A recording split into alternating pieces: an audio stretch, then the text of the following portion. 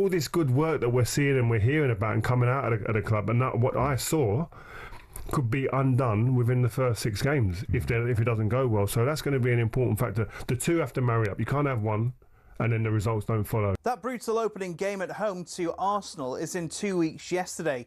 Remember, talkSPORT is your home of the Premier League and EFL as the new season kicks into gear. The question on many people's lips will be, will we see many new faces?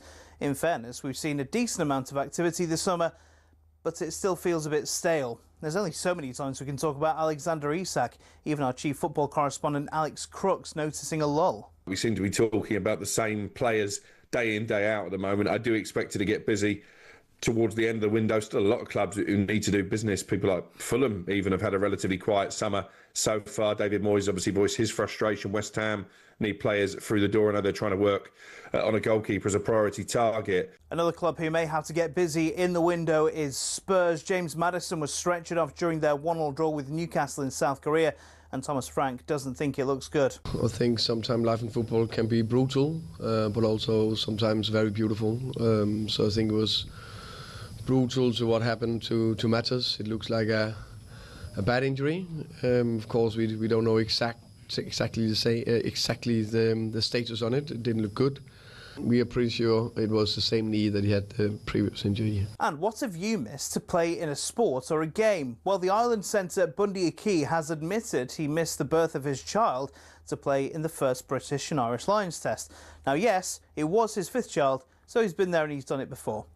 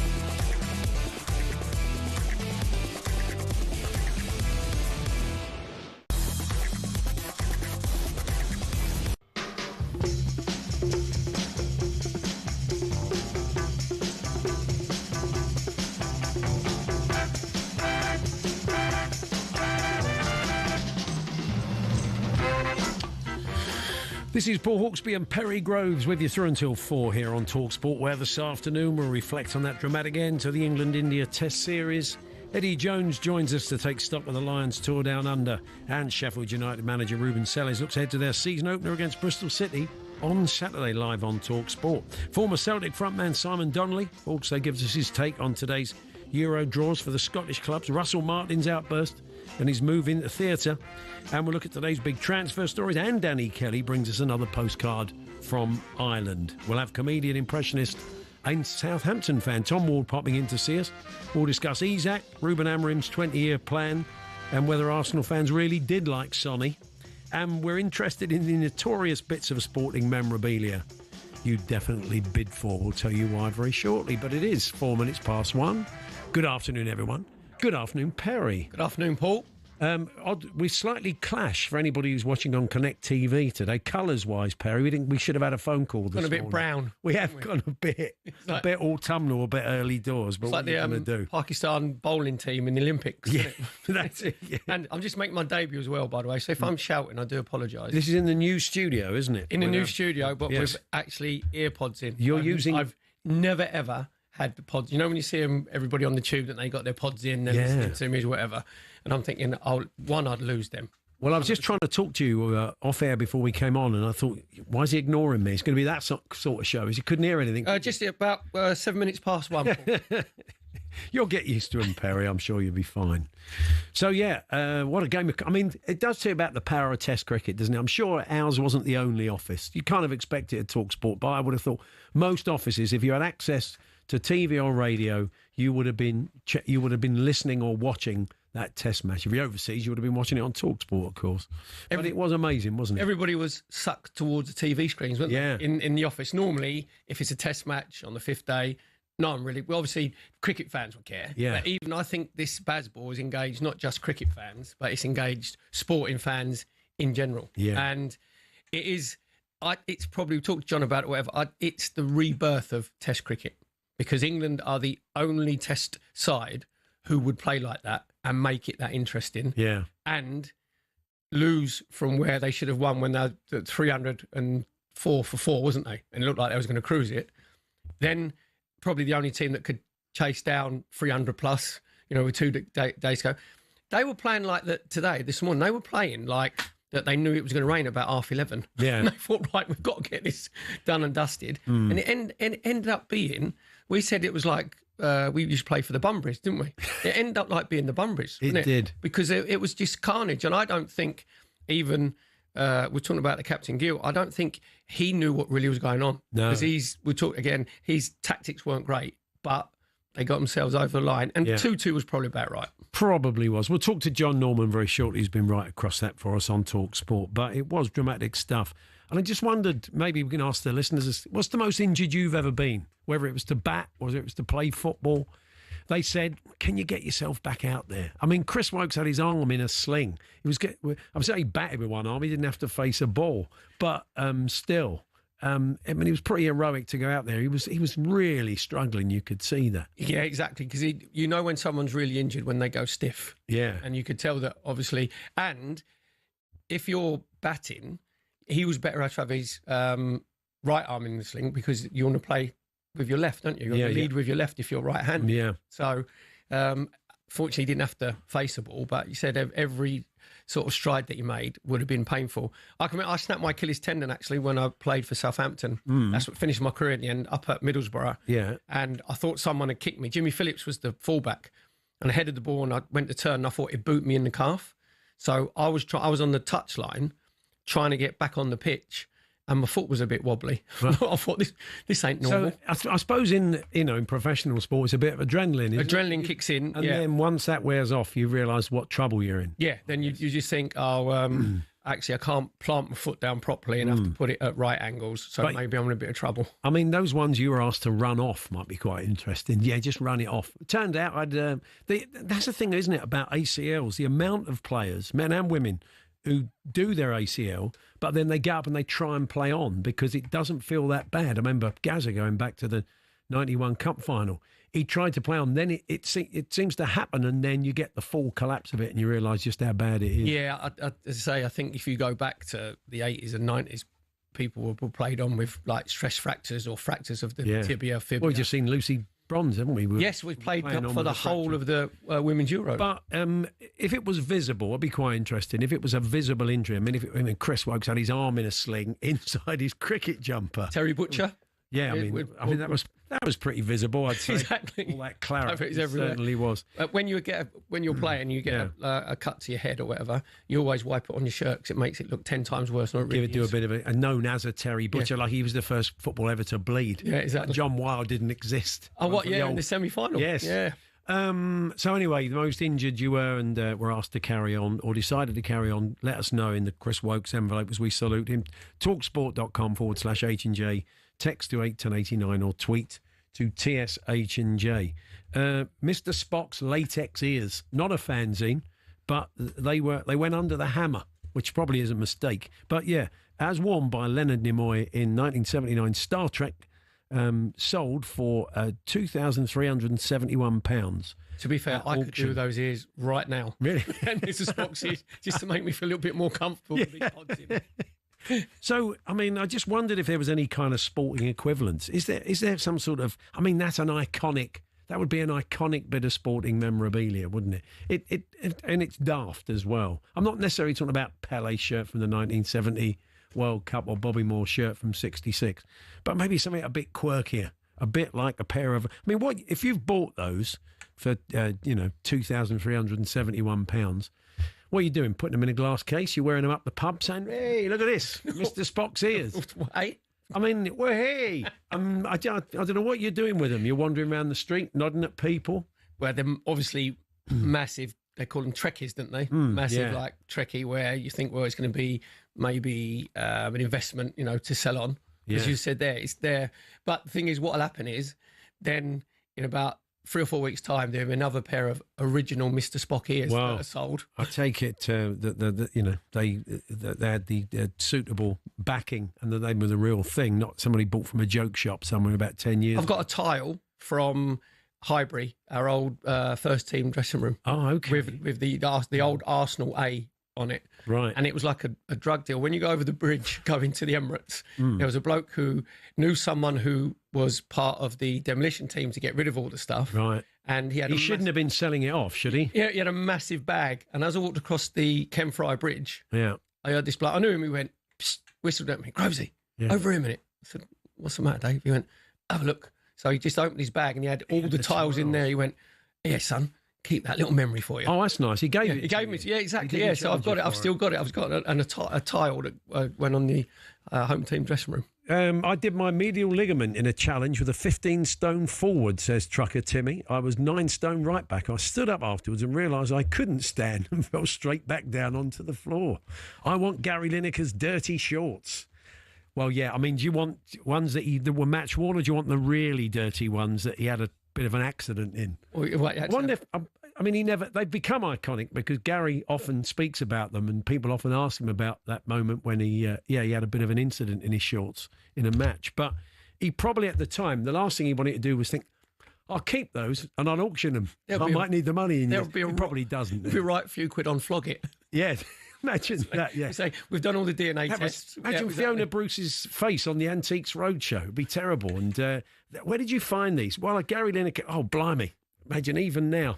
Anyway, you get the idea with that. We are looking for the equivalent of Mr. Spock's latex ears. talksport.com/H&J. You can text to 81089. You can tweet to TSH&J. We're going to reflect on the cricket very shortly with John Norman, our cricket editor at the Oval. Eddie Jones will join us for a chat.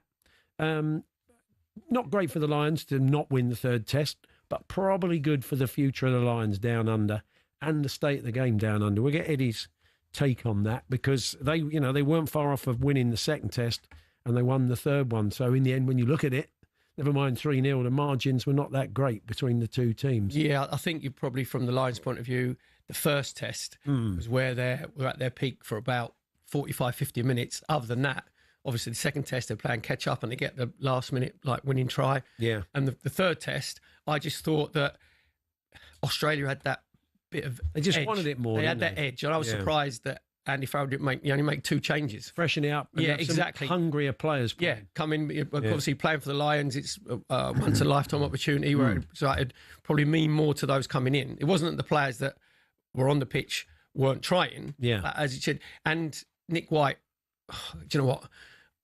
I'm into my rugby, but God, he was just like a wasp. He was an annoying wasp. Yeah. He was getting That's on what my I nerves. used to say about you. Exactly, yeah. Just go away. It's like he was equivalent to Dennis Wise. You know, when you think, but you know you're doing your job. If you're being annoying to the opposition and the opposition fans, you know you're doing your job. As a player that was, with great respect, because it is a compliment, as a player that was very annoying to lots of players, maybe we'll get your top 10 annoying players over the next 2 and a bit hours. Players you used to play against that even annoyed you, Perry. Okay. Wisey's in there, is he? Oh, yeah, Wisey would be in your top 3. Right. Because he was obviously very competitive, obviously come from the crazy game Wimbledon, physicality, whatever. But he'd fail you and he'd come through. He'd top you or 2-foot tackle you. You'd be on the floor and he'd walk up to you as if he looks like he's saying sorry. Yeah. But then as you get, he'd pinch you. And you just think, no, that is totally unacceptable. I don't mind you trying to break my legs. Yeah. I don't mind you topping me, but pinching me just seems to stir this complete injustice in your head. And you'd lose it. You'd lose it, and he'd just have a Luke Kruger on his face and just jog away, and you'd end up getting booked. Well, that's one then. We've got 9 more to go. Perry Groves reveals his 10 most annoying footballers he ever came up against. And John Norman kicks us off. As we said, Eddie Jones joining us for a chat. We've had quite a lot of the Euro draws today. Palace fans, I think we await notification and confirmation of who you've got in the Conference League. Well, Conference League for now, of course. We'll find out hopefully next week what the situation is around the Europa League. Simon Donnelly joins us for a chat. He's in a play, don't you know? He'll tell us about that. Talk a bit of Celtic. Russell Martin yesterday lit a fire under his players. So that's all to come. It's Paul Hawksbee and Perry Groves, and they're very good friends at Toolstation. This summer, shop Toolstation's award-winning Hawksmoor lawnmower range in-store, on the app and online. Next stop, Toolstation.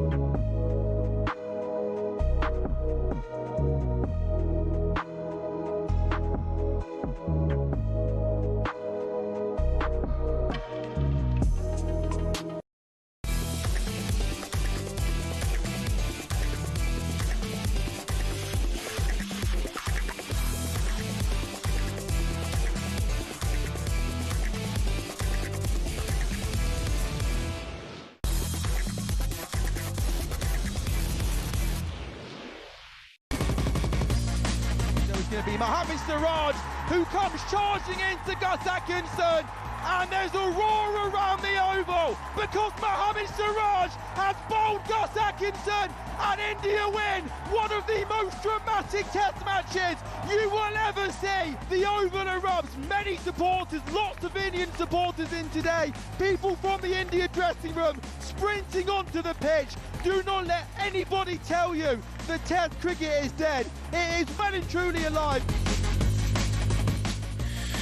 Yeah, it was dramatic stuff. And as I say, the whole office really at Talk, even the non-cricket fans were sucked into it. There was a bit of cricket education going on. You're occasionally hearing people explaining exactly what was going on and why it was so significant. But it's like any great sport, you just get sucked into it. So just before we chat to John, though, about it. Crystal Palace will play Fredrikstad or FC Midtjylland in the Conference League, barring any change from the Court of Arbitration for Sport next week. So there we are. You'd argue both winnable games. Midtjylland have been spending some money, haven't they? I think they've been doing better, a decent side, but you'd expect Palace to beat them. Well, the thing is, that's the thing.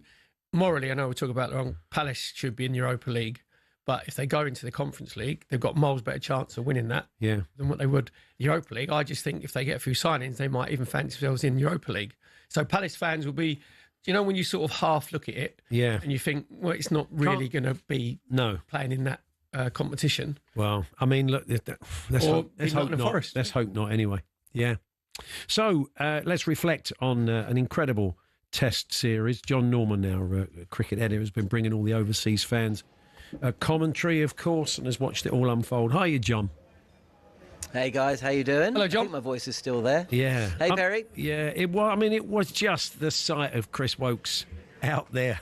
And Overton just nicking singles to keep him off strike. I mean, it was just what a fantastic end to a brilliant series.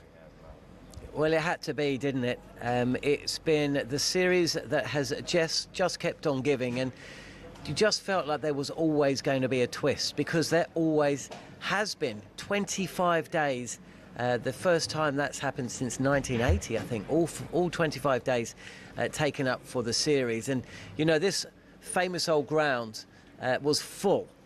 This game could have been over in 4 balls, this morning, and that didn't stop 27,000 people from not only making the journey but buying a ticket before the Test match had even started. It's not like everybody was so engrossed in day 4 they thought, we'd come along tomorrow. The tickets had already been snapped up, and that tells you so much about the interest in the longer form when it's at its best, when there's jeopardy involved, when there's so much riding on its conclusion on a sporting wicket for possibly the first time in the Test match. And I tell you what, the atmosphere here on days 4 and 5, I'll never forget them, because it was the perfect storm in terms of a mix between English and Indian cricket fans here.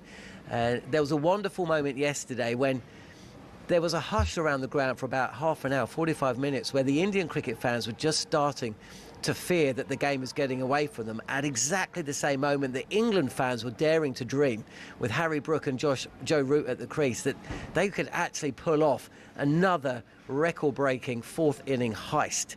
As it was, England could have won it with a shot, and what will live long in the memory. And there's so many moments in this Test match and the series, but the sight of Chris Woakes walking out onto the field, dislocated shoulder, he didn't have to face a ball, but boy oh boy, it just had to happen. It had to happen. Everybody felt it last night. We will see Chris Woakes tomorrow, and so it came to pass.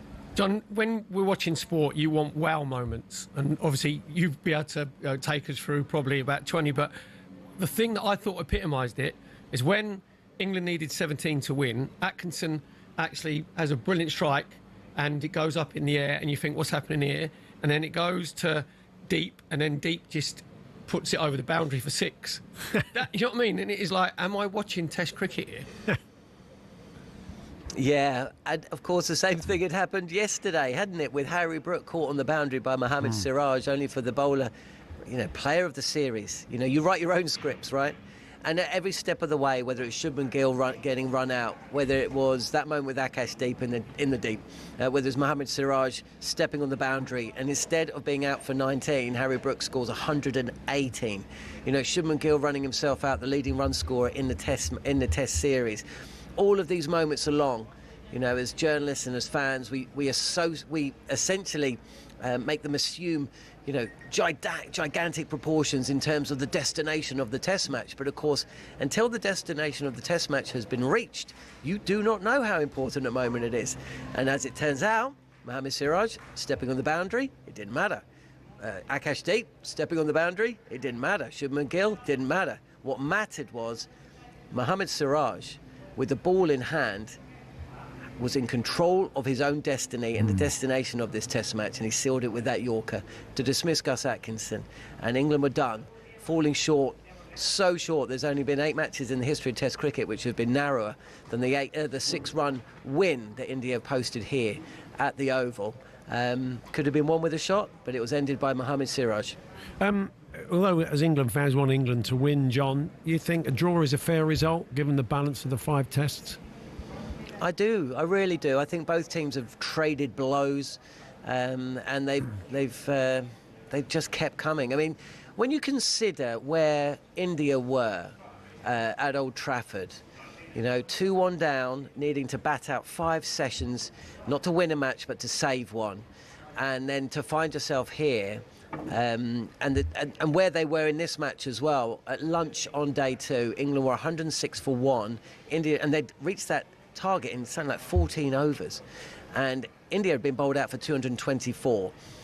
Within a session, they were back in the game. They took 7 wickets in the afternoon, and suddenly it was a 1-innings game.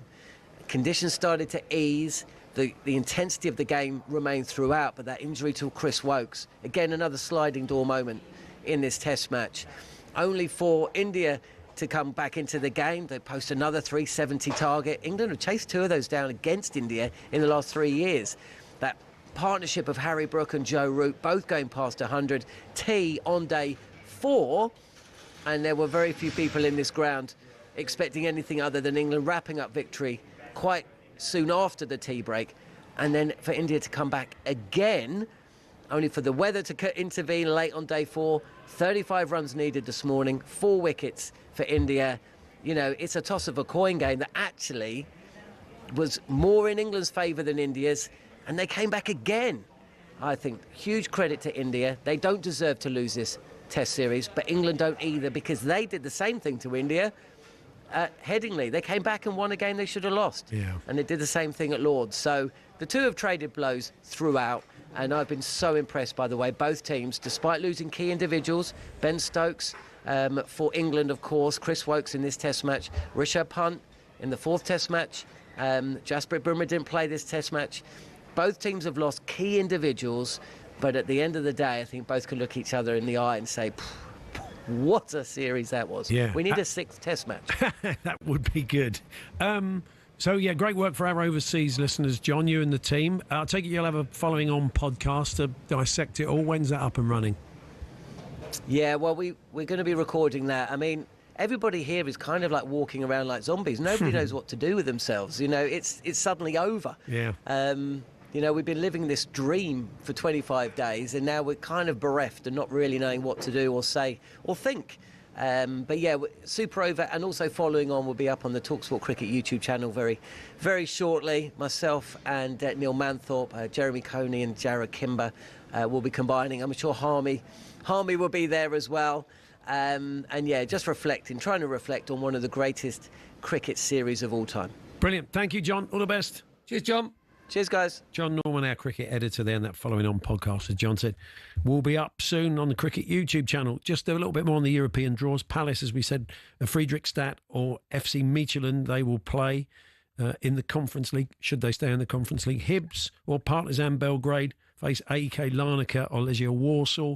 Dundee United or Rapid Vienna, AIK Stockholm or FC Győr of Hungary. And Larne or Santa Clara will play Balkany or Shamrock Rovers. Okay. We're going to talk to Danny Kelly. I have a postcard from Ireland.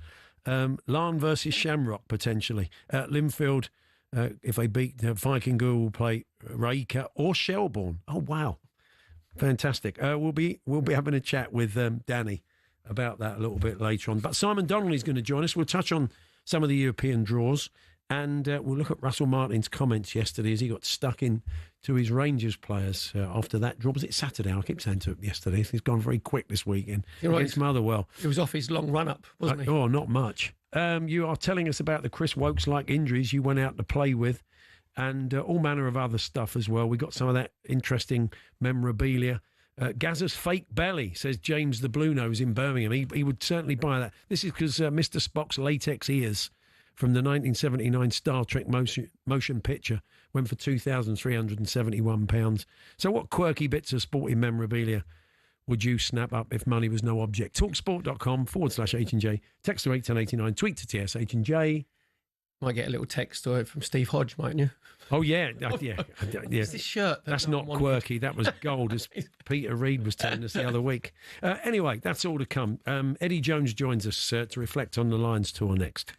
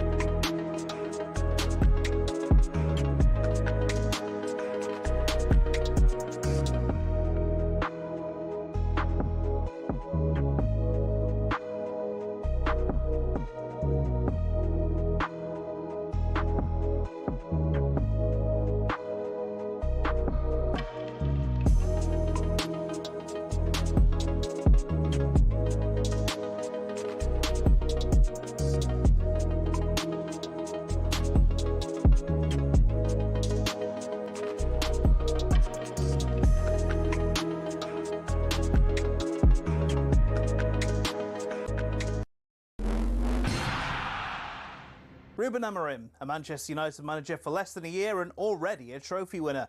The squad will fly back to the UK with the prestigious Premier League US Summer Series crown with a renewed sense of vigour and optimism. Now, there were good signs from the squad despite being held by Everton in Atlanta yesterday. But as club legend Rio Ferdinand tells us, it all counts for nothing if the pre-season progress isn't replicated. The problem you've got, if you look at the fixture list, Man United's fixture list is horrendous the first six games. It's tough. Very tough. So all this good work that we're seeing and we're hearing about and coming out of the club, and that, what I saw could be undone within the first six games if it doesn't go well. That brutal opening game at home to Arsenal is in 2 weeks yesterday. Remember, talkSPORT is your home of the Premier League and EFL as the new season kicks into gear. The question on many people's lips will be, will we see many new faces? In fairness, we've seen a decent amount of activity this summer, but it still feels a bit stale. There's only so many times we can talk about Alexander Isak, even our chief football correspondent Alex Crooks noticing a lull. We seem to be talking about the same players day in, day out at the moment. I do expect it to get busy towards the end of the window. Still a lot of clubs who need to do business. People like Fulham even have had a relatively quiet summer so far. David Moyes obviously voiced his frustration. West Ham need players through the door. I know they're trying to work on a goalkeeper as a priority target. Get more on talksport.com.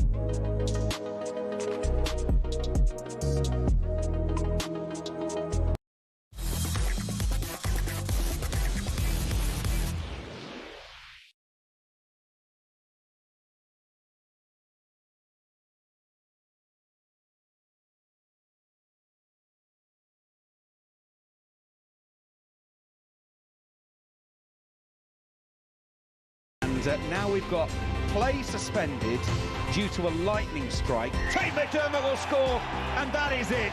Cherry on top of icing, on top of cake. I cannot see how the British and Irish Lions come back from this one. Game over. Series over. Well, the Lions are beaten in Sydney, but in a way it mattered not, because they already had the trophy done and dusted. It might be disappointment on the night, it's certainly not on the series. British and Irish Lions win the series 2-1.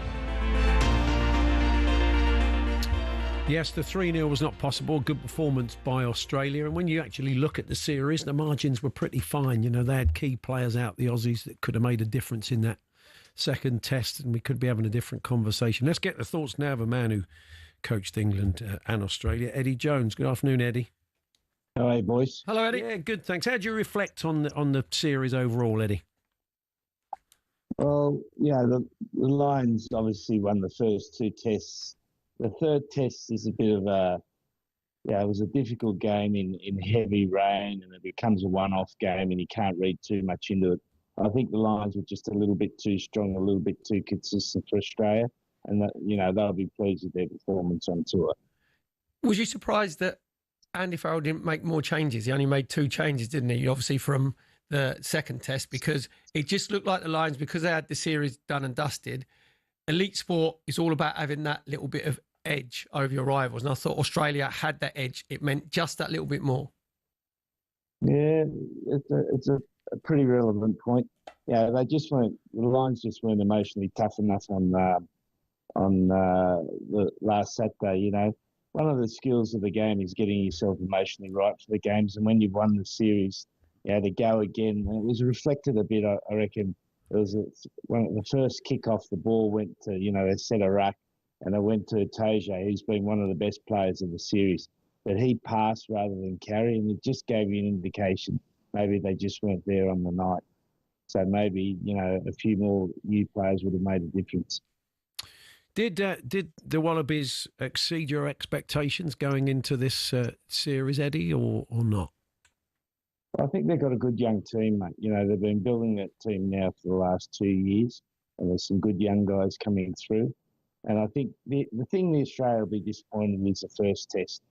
They didn't blow a candle out in the first test. And the first test, in a 3-test series, particularly when you're the home team, it's so important that you can put the tourists on the back foot. And they didn't do that. And I reckon they'll look at their preparation and think, what could we have done better?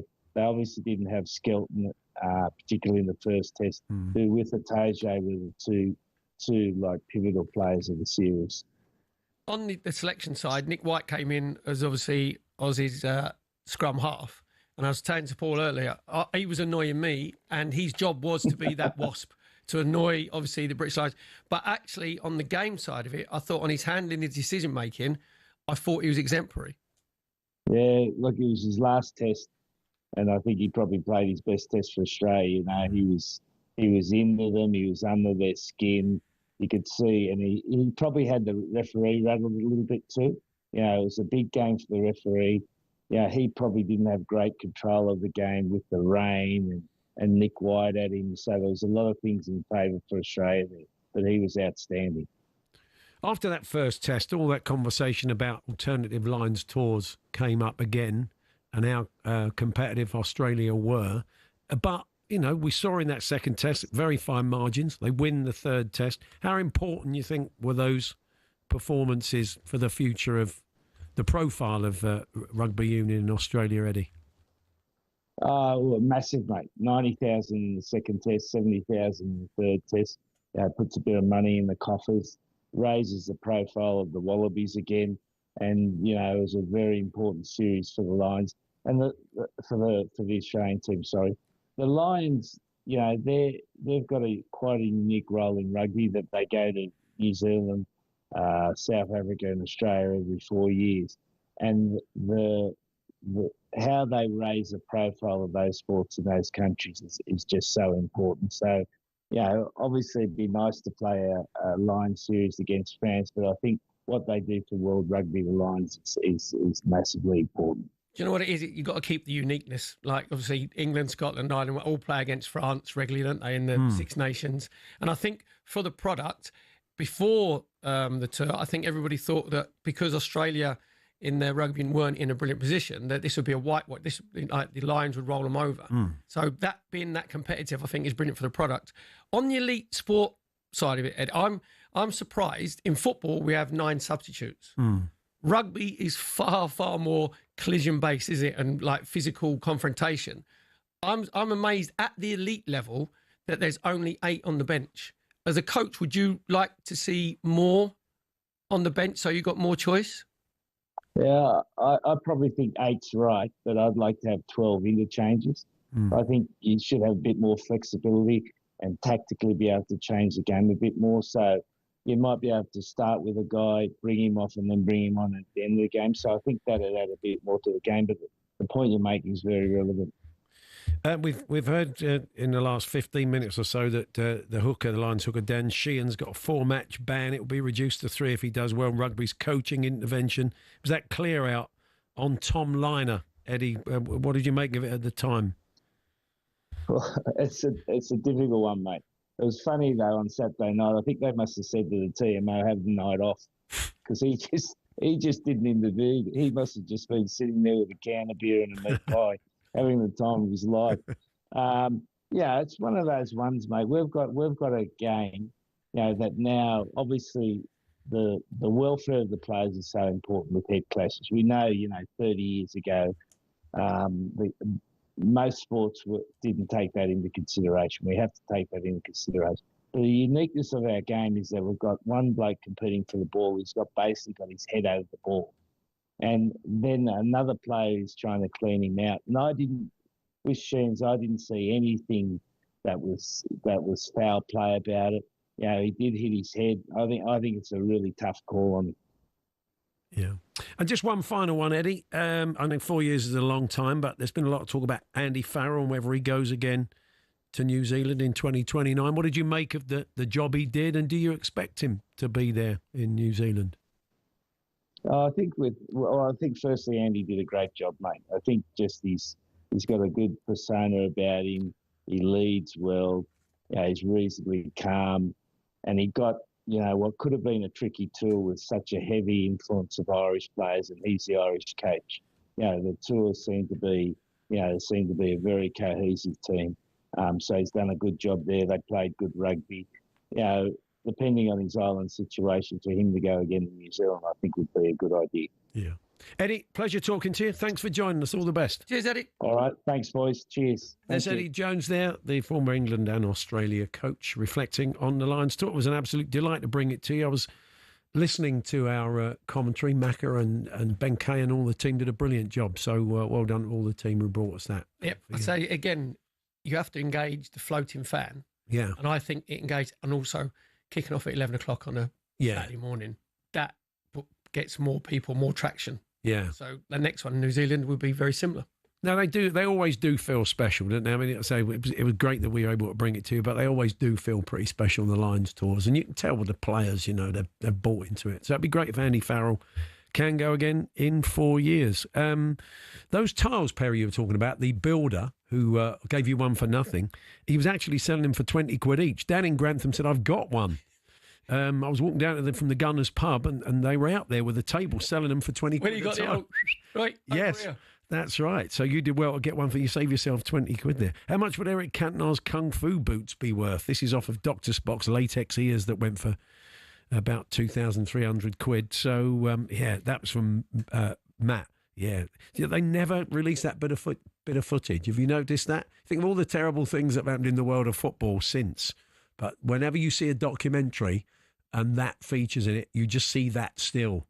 You never see the footage. The Premier League, I think they've put it in a kind of concrete box and buried it about 50 feet under. It's like Cantona buried the supporter. Yeah. But, I mean, Matthew Simmons' leather jacket would probably go for quite a few quid. The stud marks on it. The bloke he kicked, yeah. So if you got those as a win double, that would be going for more. The brilliant story for Mr. that Spock's is all the Man United players said, obviously Cantona's done it and walked off in their dressing room, and they think that Alex Ferguson's going to really go for him. Yeah. And he goes for everybody else apart from Eric Cantona. Is it everybody else's fault that they should protect him and they should watch what he's doing?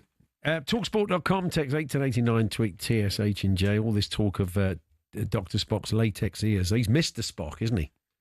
Weren't they a punk band in 1978? So they do sound a bit like that. I'll give you that, one of the listeners says. Talksport.com, text 81089, tweet TSH and J.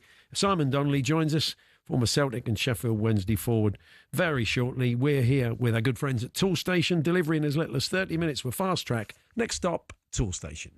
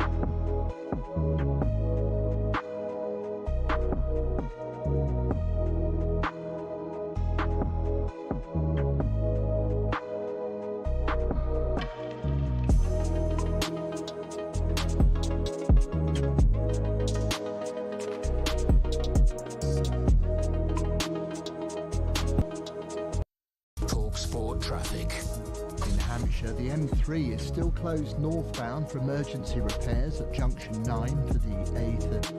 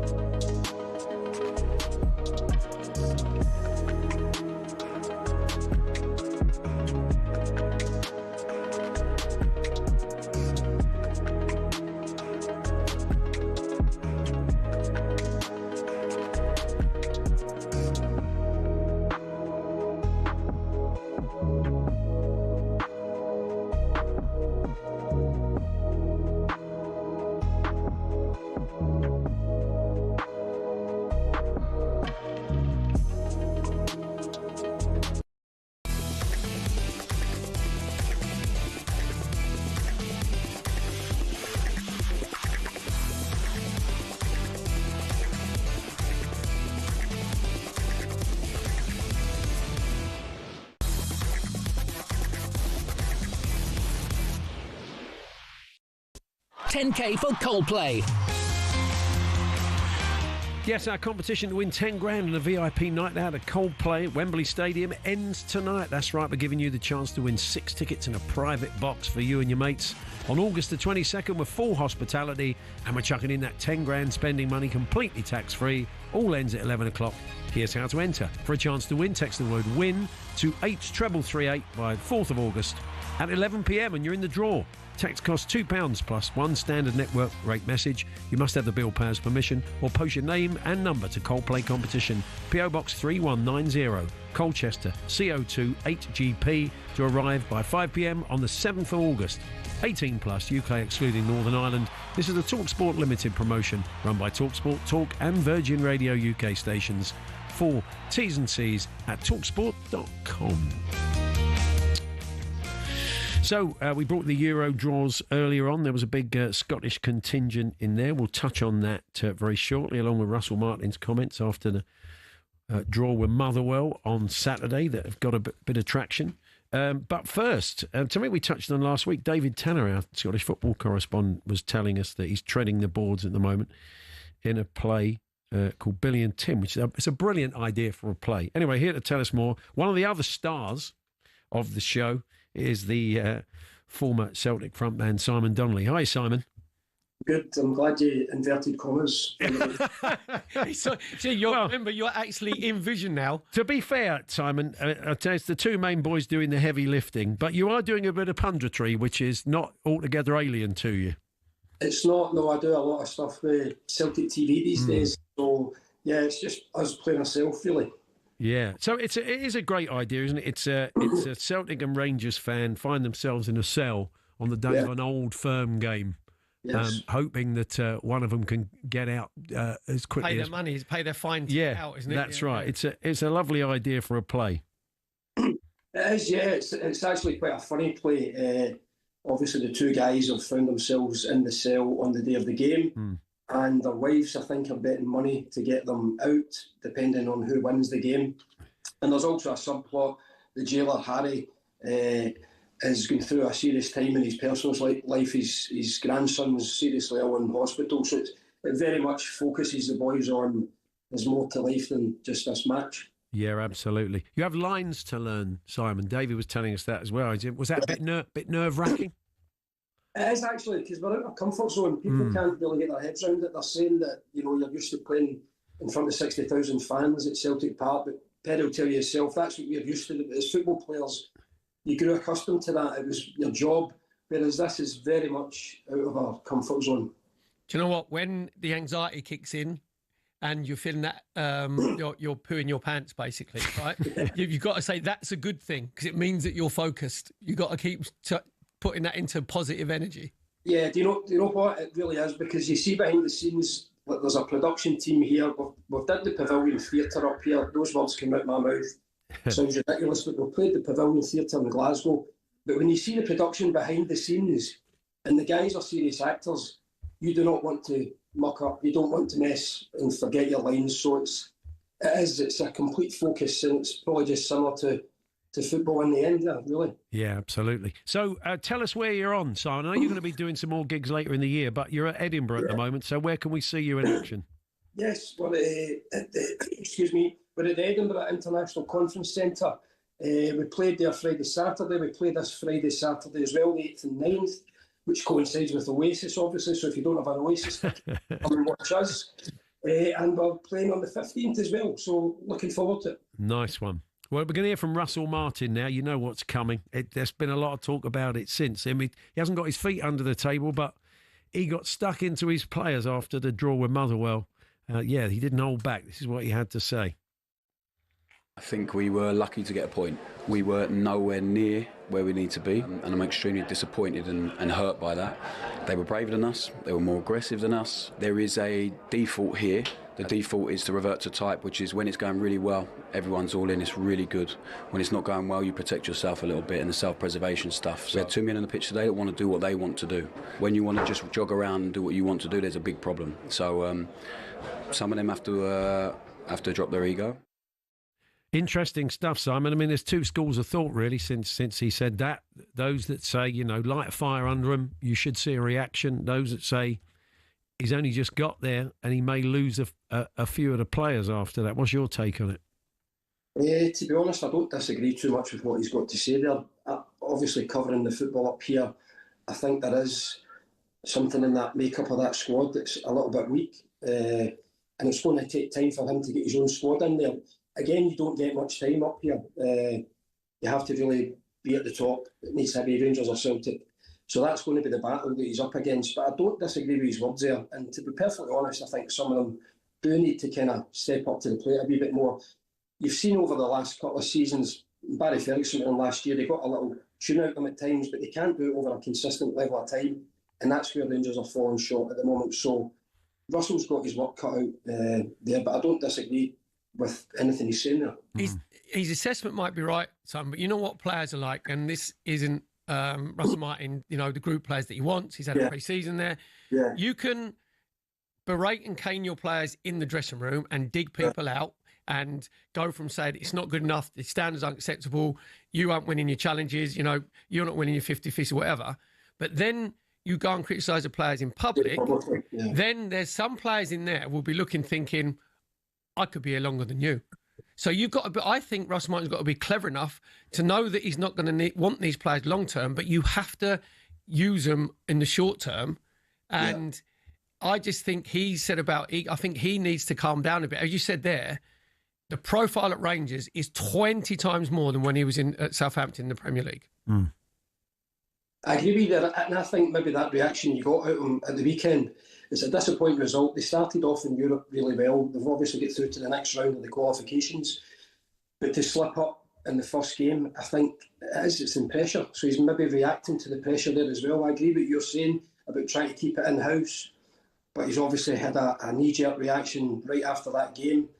Time will tell if it helps him. I'm just saying I don't disagree from watching Rangers over the last season or two. I don't disagree with what he's actually saying in terms of the mentality there. It's not been there over a consistent level of time.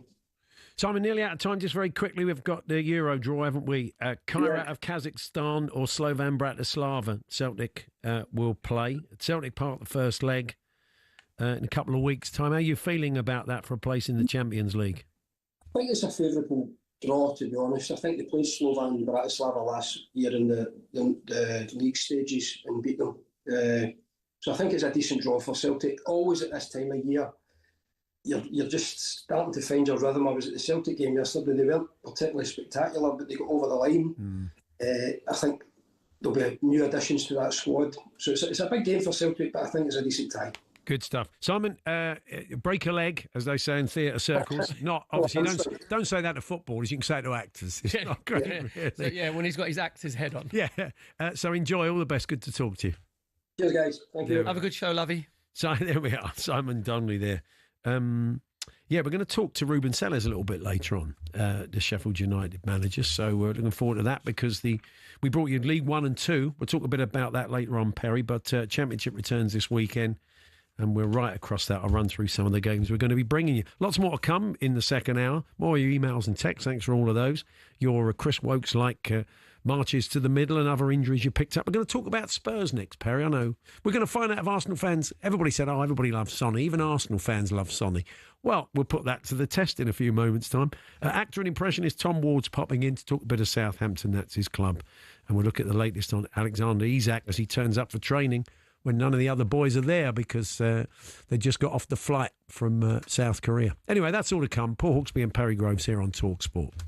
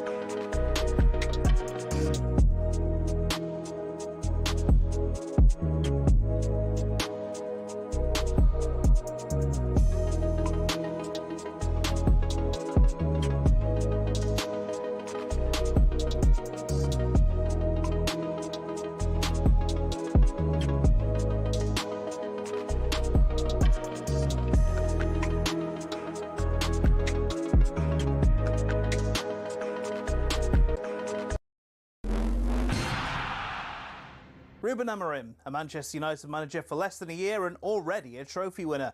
The squad will fly back to the UK with the prestigious Premier League US Summer Series crown with a renewed sense of vigour and optimism. Now, there were good signs from the squad despite being held by Everton in Atlanta yesterday.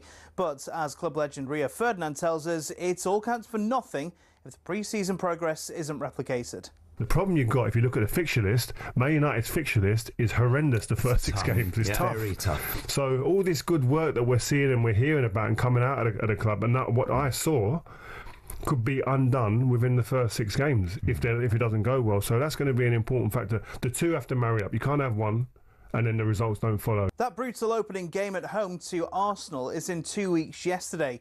Remember, talkSPORT is your home of the Premier League and EFL as the new season kicks into gear. The question on many people's lips will be, will we see many new faces? In fairness, we've seen a decent amount of activity this summer, but it still feels a bit stale. There's only so many times we can talk about Alexander Isak, even our chief football correspondent Alex Crooks noticing a lull. We seem to be talking about the same players day in, day out at the moment. I do expect it to get busy towards the end of the window. Still a lot of clubs who need to do business. People like Fulham even have had a relatively quiet summer so far. David Moyes obviously voiced his frustration. West Ham need players through the door. I know they're trying to work on a goalkeeper as a priority target. Another club who may have to get busy in the window is Spurs. James Maddison was stretched off during their 1-1 draw with Newcastle in South Korea, and Thomas Frank doesn't think it looks good. I think sometimes life in football can be brutal, but also sometimes very beautiful. So I think it was brutal to what happened to Matters. It looks like a bad injury. Of course, we don't know exactly the status on it. It didn't look good. We are pretty sure it was the same knee that he had the previous injury. And what have you missed to play in a sport or a game? Well, the Island centre Bundy Aki has admitted he missed the birth of his child to play in the first British and Irish Lions test. Now, yes, it was his fifth child, so he's been there and he's done it before.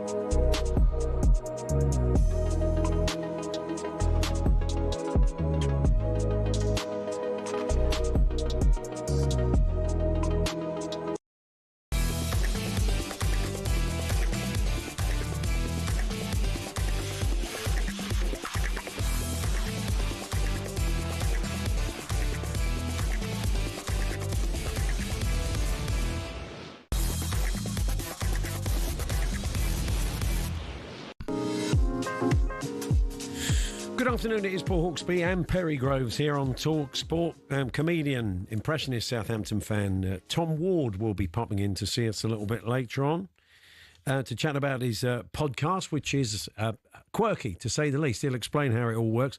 We're going to be chatting about Alexander Isak, who rocked up at the training ground today, I think, just to talk to the hierarchy and the manager about his future. And Kevin Hatchard, European football expert, will be joining us to cover some of the big stories. There's a lot of stories today about Rodrigo of Real Madrid, but there are very few clubs. I think he's on about £375,000 a week, and that's 3 Tottenham players. And although he's been linked by a newspaper in Spain to Spurs, that does seem pretty unlikely. I mean, how many teams in the Premier League could afford him? You said there, what, 300 and... About 370 grand a week. So you're looking at £185,000 a week, even if you split the wages with Real Madrid, as you said there. So, and that's enough for most clubs, isn't it? Exactly. So there's not going to be.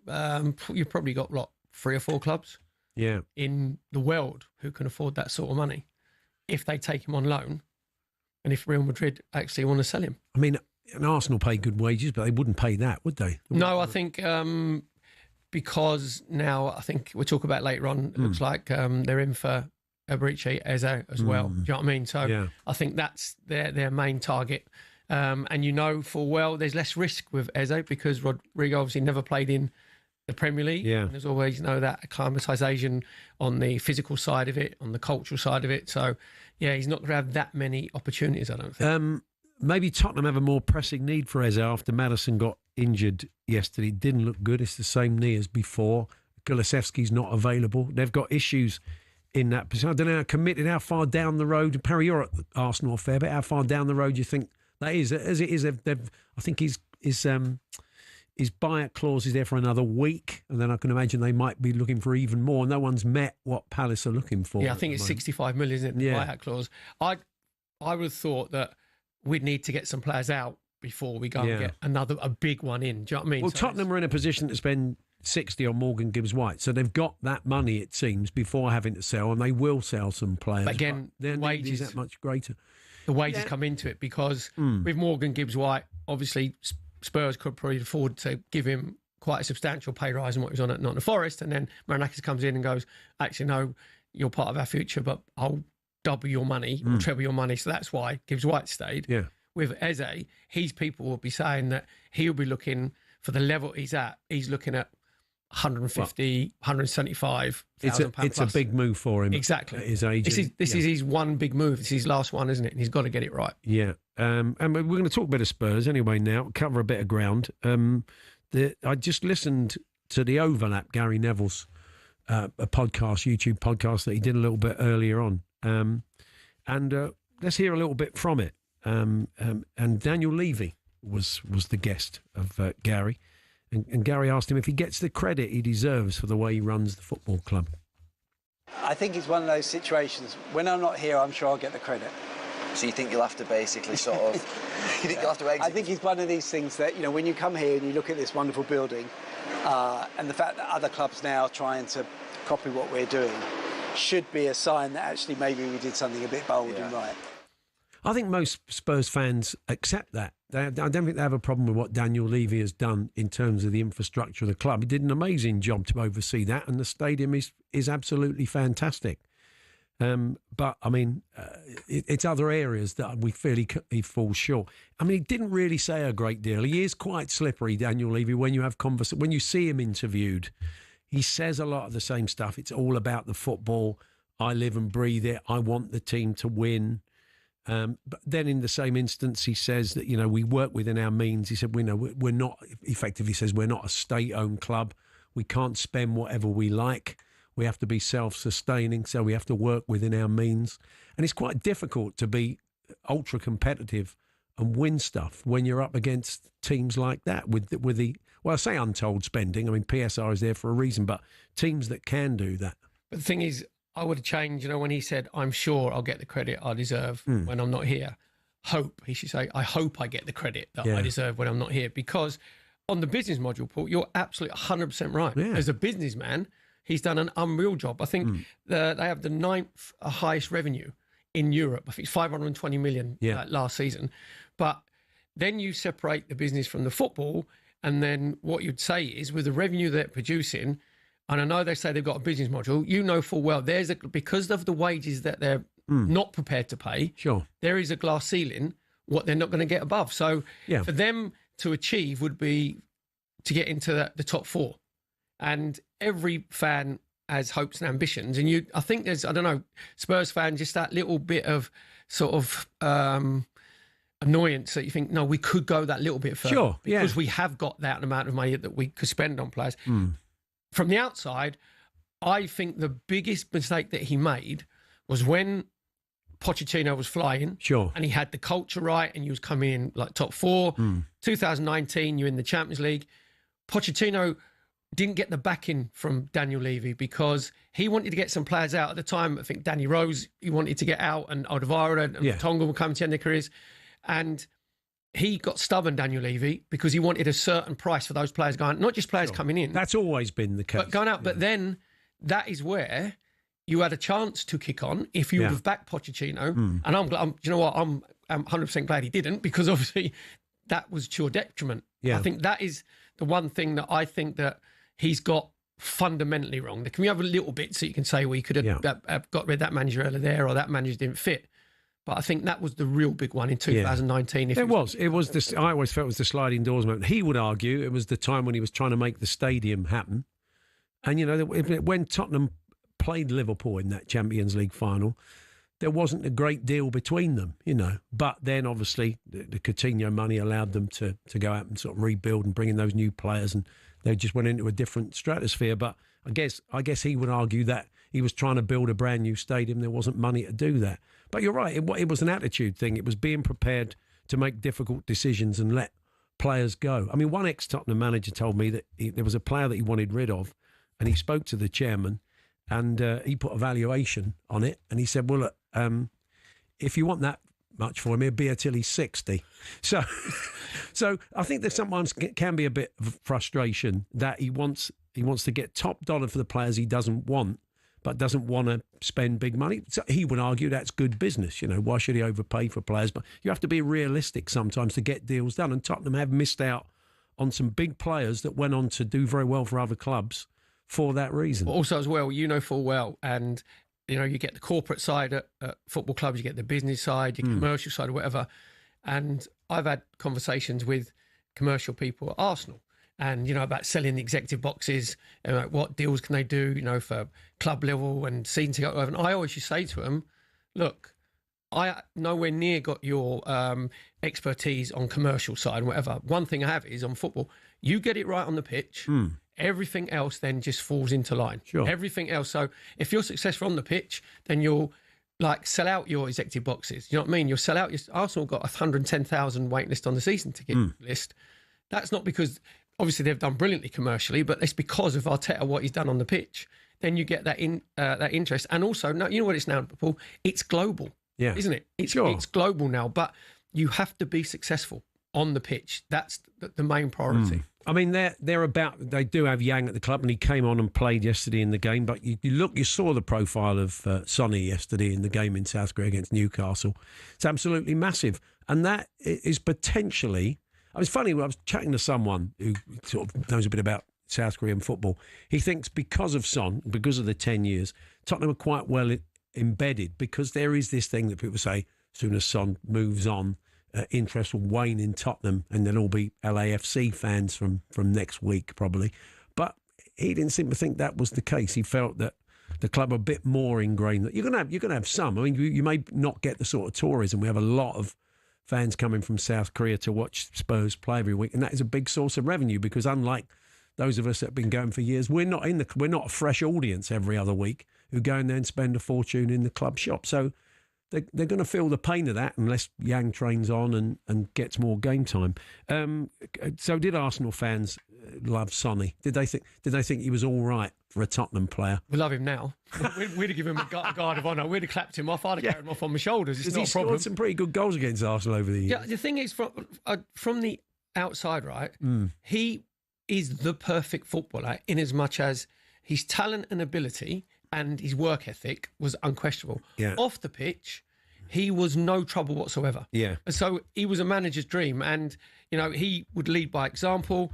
And I think the biggest compliment I could play him is when he was at his peak, any team would have taken him. Yeah. Even the teams that were dominating maybe at the time, whether it be Chelsea, whether it was Liverpool, whether it was Man City, every fan, if you'd signed Son, you'd have gone, that's a brilliant signing.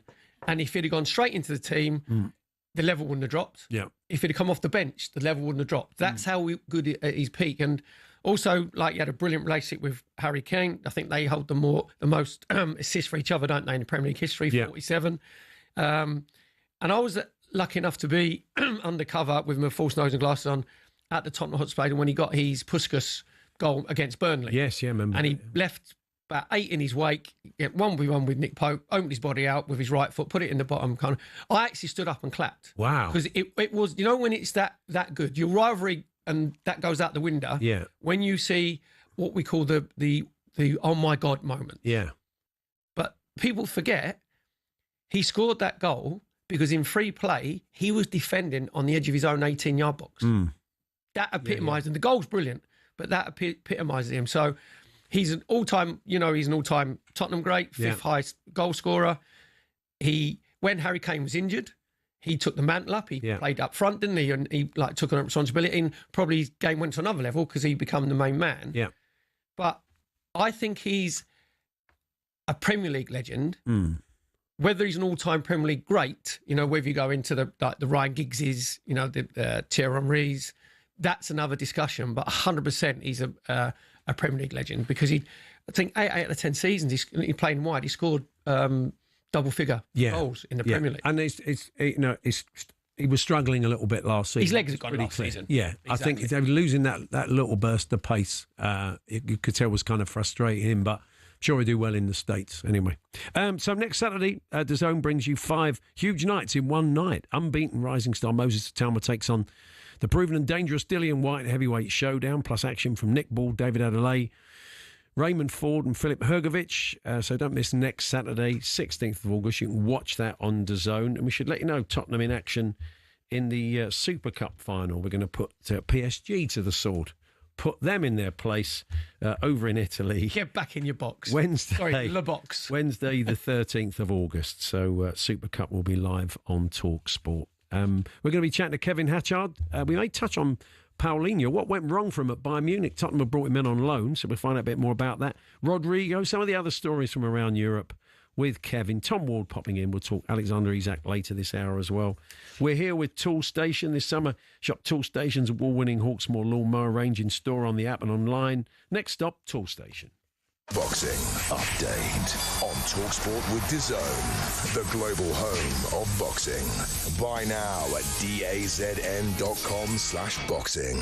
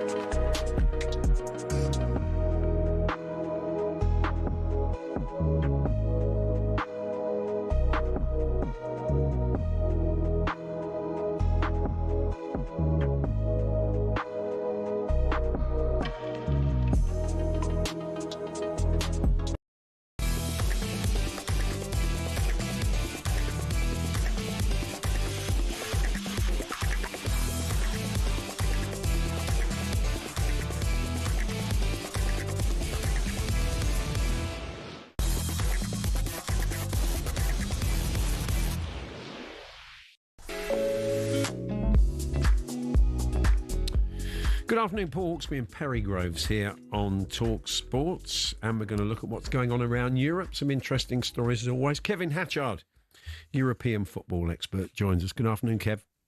Afternoon, gents. How are we? Hello, Kev.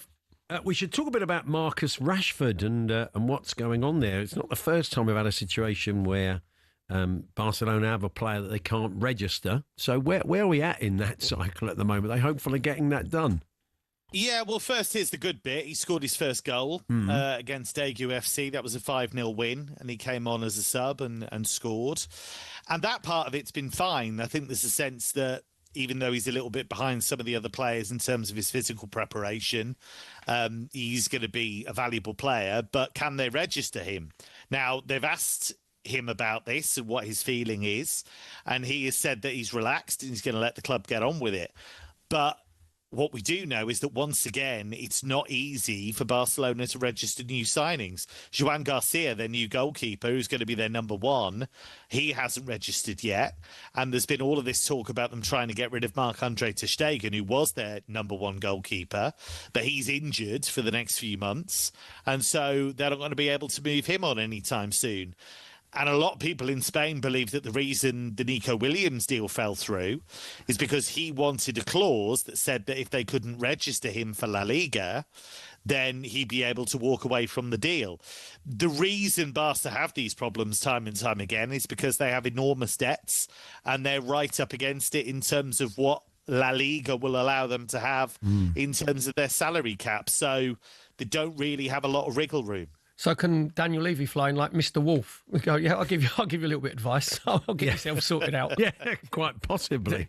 So talking about Spurs, what about Paulinho coming to? Yeah. I actually think that's going to be a really good signing for Spurs. Well, interestingly, Kevin, now this is the narrative. A lot of, not just Tottenham fans, a lot of fans are thinking this, and you can put them right. They're saying they've signed a guy who's a year older than he was at Fulham, however good he was at Fulham, which was very good in that role.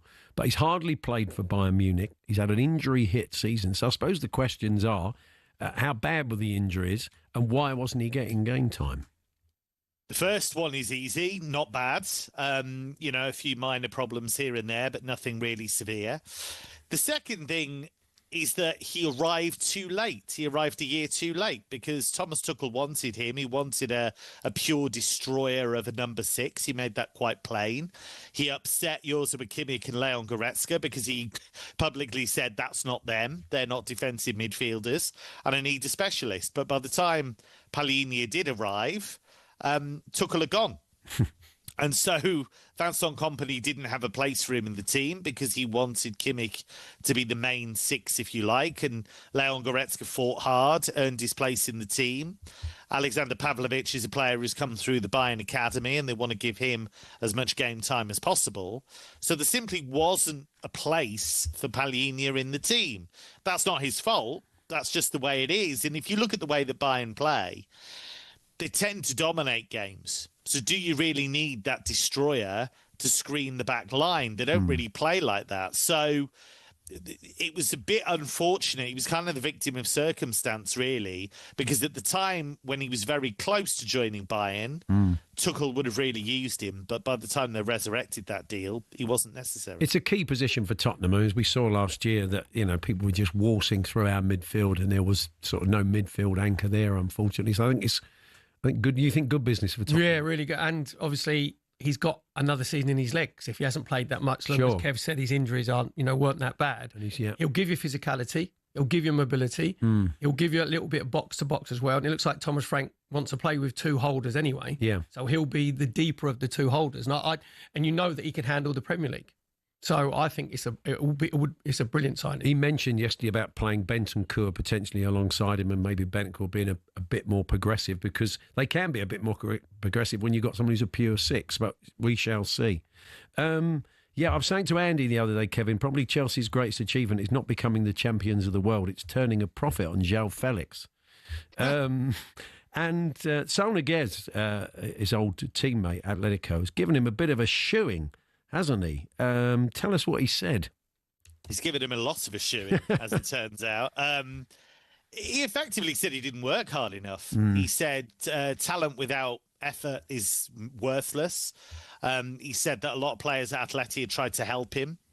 and that he wasn't prepared to accept that help, and that effectively he's wasted his talent. And it's a really difficult one because I'm a huge fan of the player, but I think sometimes the man can be a little bit immature. And I think he gets in his own way sometimes, in the way that you could argue Jadon Sancho does.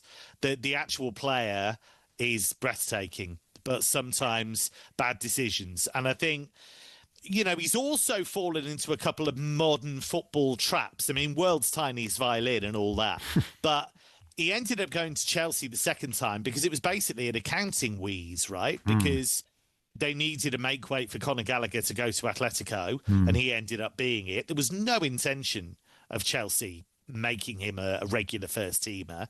They just fleshed out the Conference League squad with him. And you look at earlier in his career, Atletico decided to splash an enormous amount of money, completely out of character for the club. And I'm not sure Diego Simeone was ever fully on board with that. He did win La Liga. He was, the season after winning La Liga, Atleti's player of the season. But ultimately, Simeone wanted him to do things he wasn't prepared to do. He wanted him to work incredibly hard without the ball. And that's never been his game. So it's a sad story, really. And we'll see how he does at Al Nassr. But I would have loved him to have gone back to Benfica, played for Bruno Lage, who was his coach when he broke through at Benfica the first time. And I think we would have started to see glimpses of the real Joao Felix, but I feel we might never see that, really. No, you wonder what happens next. Is it Saudi or, I mean, yeah. Well, he's going to Al Nassr. Yeah, of course, yeah. He's going to be playing with Ronaldo, isn't he, of course? Yeah, and Ronaldo's believed to have spoken to him. They played together in the Portugal setup. But he's not going to be top dog there, right? No. So him and Ronaldo can both throw their hands up in the air when the other players around them aren't as good as what they are. Yeah, that's true. Kevin, thank you very much. Cheers, guys. Cheers, Kev.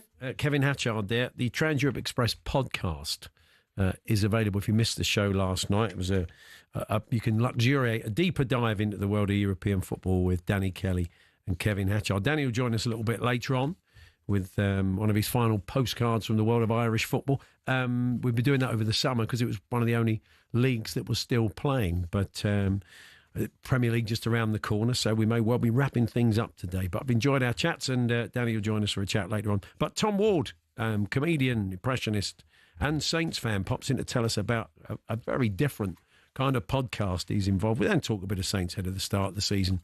That's coming up shortly.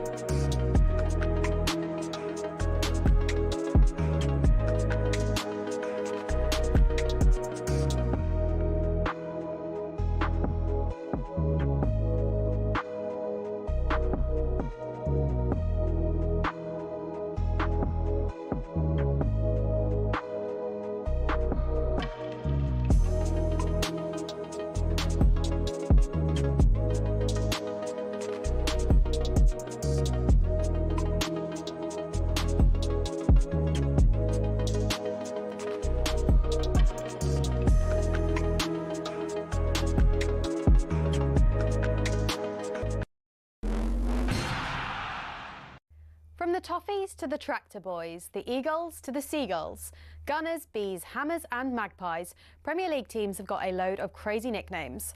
Ever wondered where they came from? Let's start with Everton. They're dubbed the Toffees, but why? Well, because when the club was formed, just down the road there were two local toffee shops. Ye Ancient Everton Toffee House and Mother Noblet's Toffee Shop were big fan favourites. Next, they say if you can't beat 'em, join 'em, and that's exactly what Ipswich Town did when it came to their nickname. The term Tractor Boys used to be chanted by their opponents as a way of putting the team down for their farming background.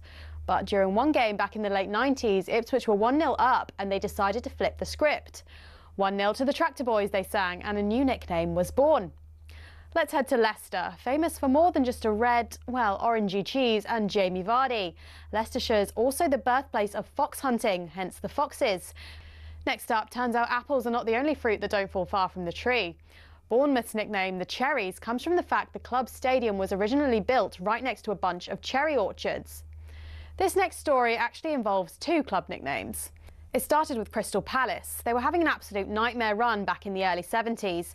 They'd been relegated after a terrible spell and manager Malcolm Allison decided enough was enough. He wanted a new nickname, something strong, fast and destined for success. Something exactly like an eagle. But there's more to this one. Brighton were in search of a nickname too, and Palace finally gave them what they needed. In a heated match between the two back in 1976, Palace fans began chanting, "Eagles, Eagles." And some clever Brighton fans came up with the perfect reply, "Seagulls, Seagulls." Not all club nicknames have a crazy story though. Take the Gunners. That just comes from the fact a group of munitions workers in the Royal Arsenal factory in Woolwich set up the club in 1886. On the flip side, some nicknames seem simple, but there's a bit more to them. Like West Ham. The Hammers is actually nothing to do with the ham part of the name. It comes from the fact the club used to be called Thames Ironworks FC and was made up of workmen and shipbuilders. So next time the away end's chanting their crazy nickname, you'll now know exactly where it came from.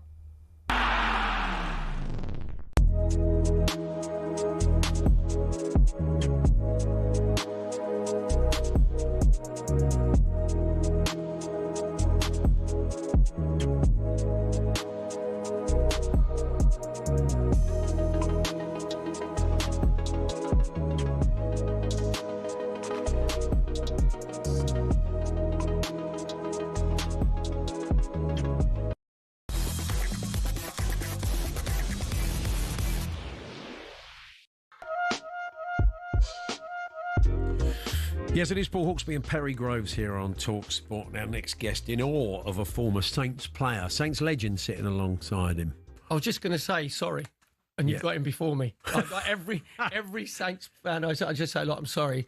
I didn't mean it. I didn't mean to get injured. But at least Kerry Dixon and Dave Speedy were worse than me. So yeah. Made me feel better. 15 minutes where you played were just... 6 long throws in those 15 minutes. Yeah. Very underestimated the long throws. Yeah, Tom Ward, the comedian and podcaster, has joined us in the studio, and Saints fan. Tom, Perry was saying last week the biggest mistake they made was to put David Speedy, Kerry Dixon and Perry all in the same hotel, and they treated it like Party Central, so that probably would explain that slight glitch around the time that they were there. Yeah, was that in your book, that story? What could go wrong? Was that in your book? I have your book. Oh, really? It's a good read, isn't it? It's a great read. Yeah. Spicy. You got it from a charity shop. I did, but it was unread. It was unread. That's right. It was as good as new. Yeah, it's not unsoiled. Unsoiled. Is that a good thing? I had it in my toilet. I used to read it on the toilet. I'd choose a chapter a day. This seems to be... First, it was unread. There's a compliment in there somewhere. It was pristine condition. B, it was a bog read, Perry. But, I mean, it's a good bog read. You can dip in and out of it, can't you? Yeah, but it's uninterrupted time with the book, isn't it? So. No, that is true. That is true. Did it make you stay on the bog longer than what you normally did? Yeah, it was a pace turner. Did you lose the feeling in your legs? Yeah. That's all right then. Once I couldn't walk, I knew it was time to put the book down. If you stand up, then topple over. That's a good read. Yeah. That's it, yeah. So, Tom, A Bad Boys Done Good is a podcast presented by Ray Winston and Tony Soprano. Yeah. That's right. And you're one half of that. I'm Ray, I'm Ray Winston. And my co-host is Tony Soprano, yeah. Wow. And we interview celebs. We had Matt Letizia on. Oh, okay. Yeah. But that was interesting. It was interesting. Ideas. He's a maverick on and off the pitch. He's got some ideas. I think him and Tony found some common ground. He's a good guy, Matt. He's a good guy. Yeah. He was telling us about the revolution that's coming. So, okay, blimey. Yeah. He talks big. He's not like most footballers, is he? He kind of goes there, doesn't he? He's taken things. He's got a wider brief. Yeah. So, were you two just sort of kicking a couple of impressions around, and then you thought there could be something in there? We can sustain this. Yeah, during lockdown, I used to do Ray Winston adverts because there was nothing to gamble on, so I'd do spoof ads as Ray, just saying what you could gamble on during lockdown.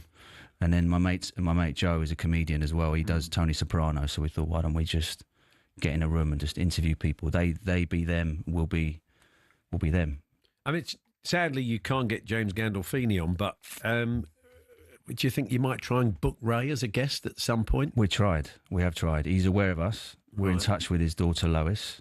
She's a fan of the pod. Right. She's asked him. We've got a mate who's asked him. We've emailed his agent. She said no. But, assistance. I don't know how it would work, though, Ray interviewing Ray.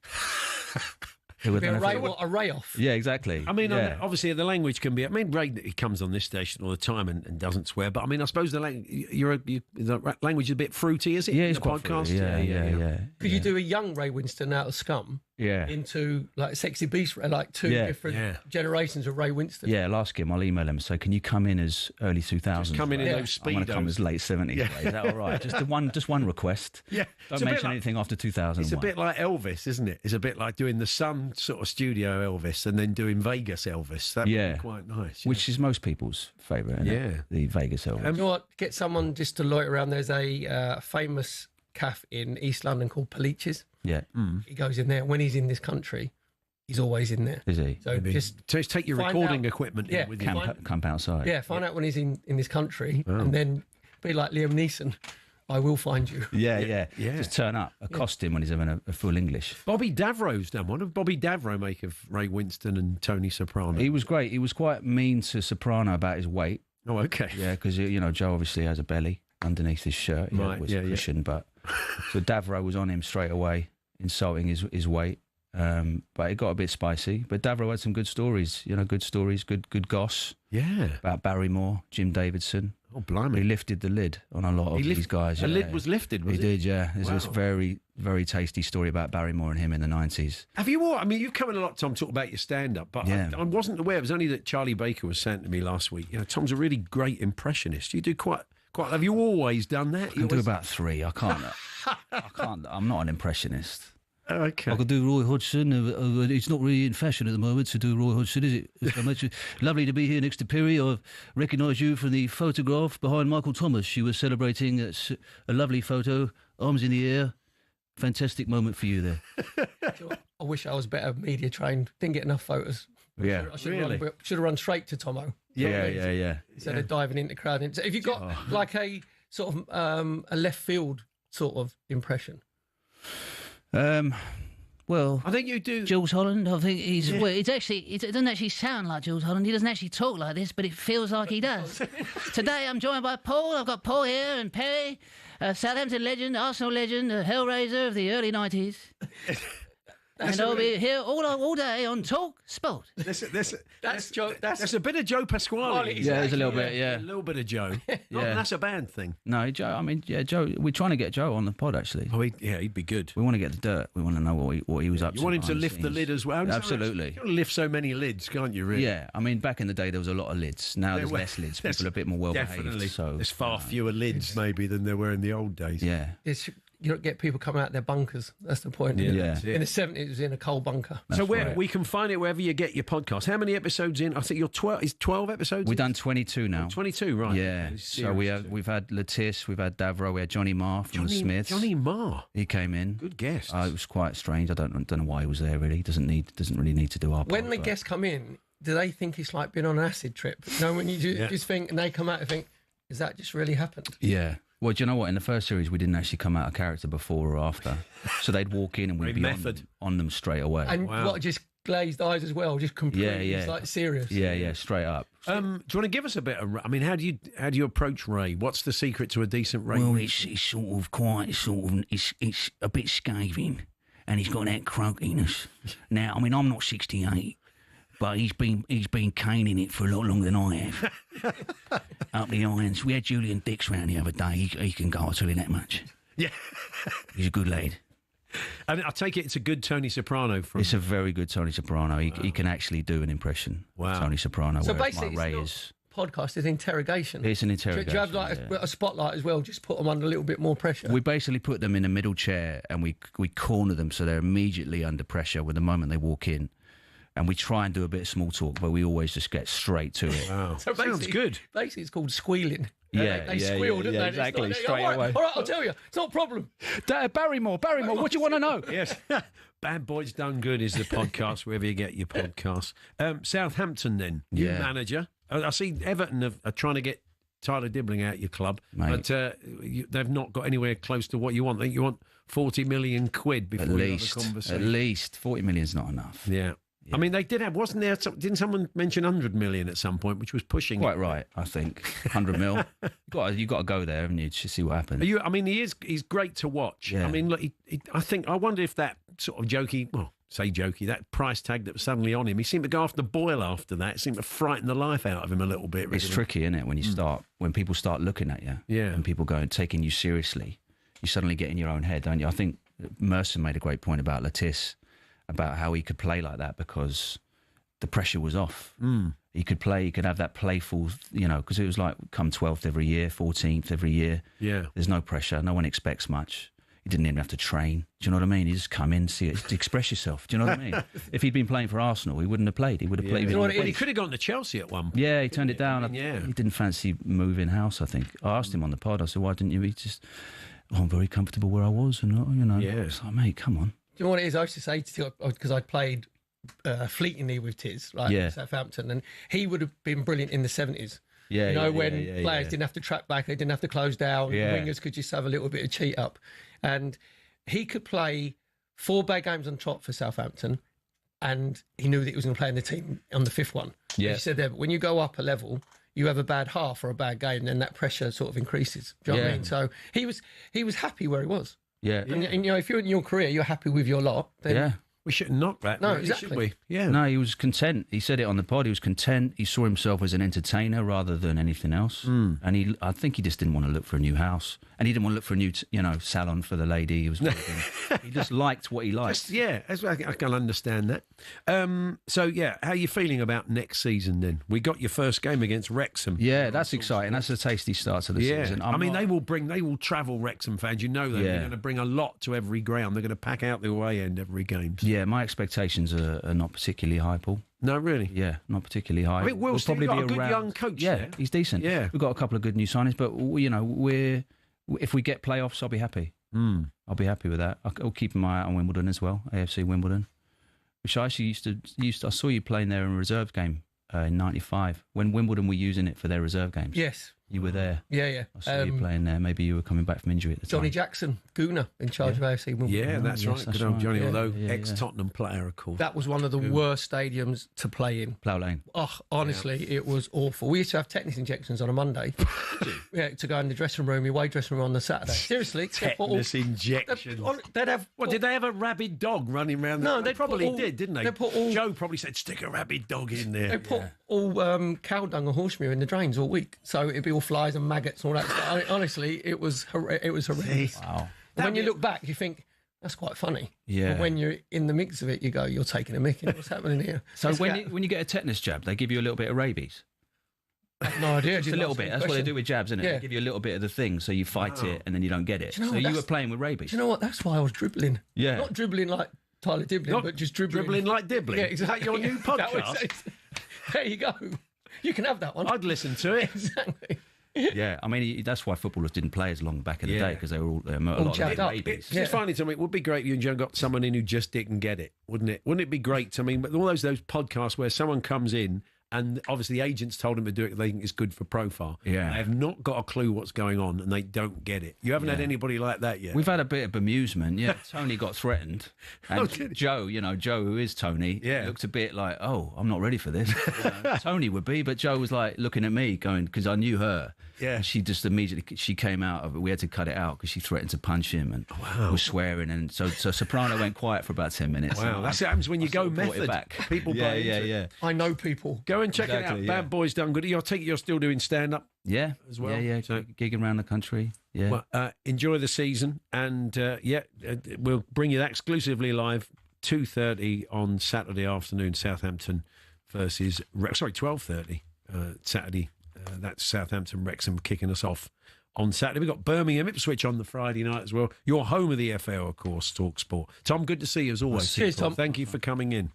We're going to talk a bit about Alexander Isak next. Rocked up at the training ground today, although it seems other players weren't there because he just got back from South Korea and had been allowed to go and get some kit. But I'm sure he had some conversations.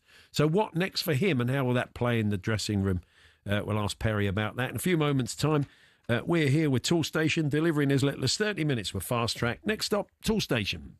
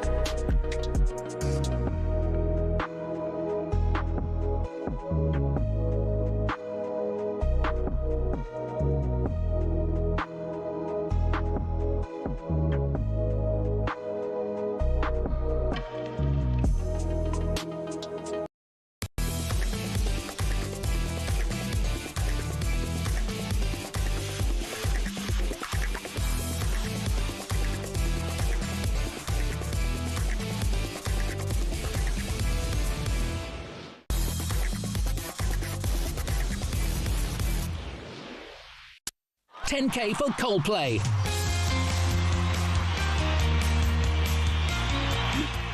Now, competition to win 10 grand and a VIP night out at Coldplay at Wembley Stadium ends tonight. That's right, we're giving you the chance to win 6 tickets in a private box for you and your mates on August the 22nd with Full Hospitality, and we're chucking in that 10 grand spending money too, completely tax-free.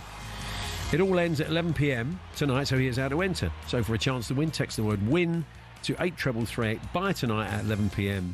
and you're in the draw. Text costs £2 plus 1 standard network rate message. You must have the bill payer's permission or post your name and number to Coldplay Competition, PO Box 3190, Colchester CO2 8GP, to arrive by 5 p.m. on the 7th of August. 18 plus, UK excluding Northern Ireland. This is the talkSPORT Limited promotion, run on talkSPORT Talk and Virgin Radio UK stations. For T's and C's at talksport.com.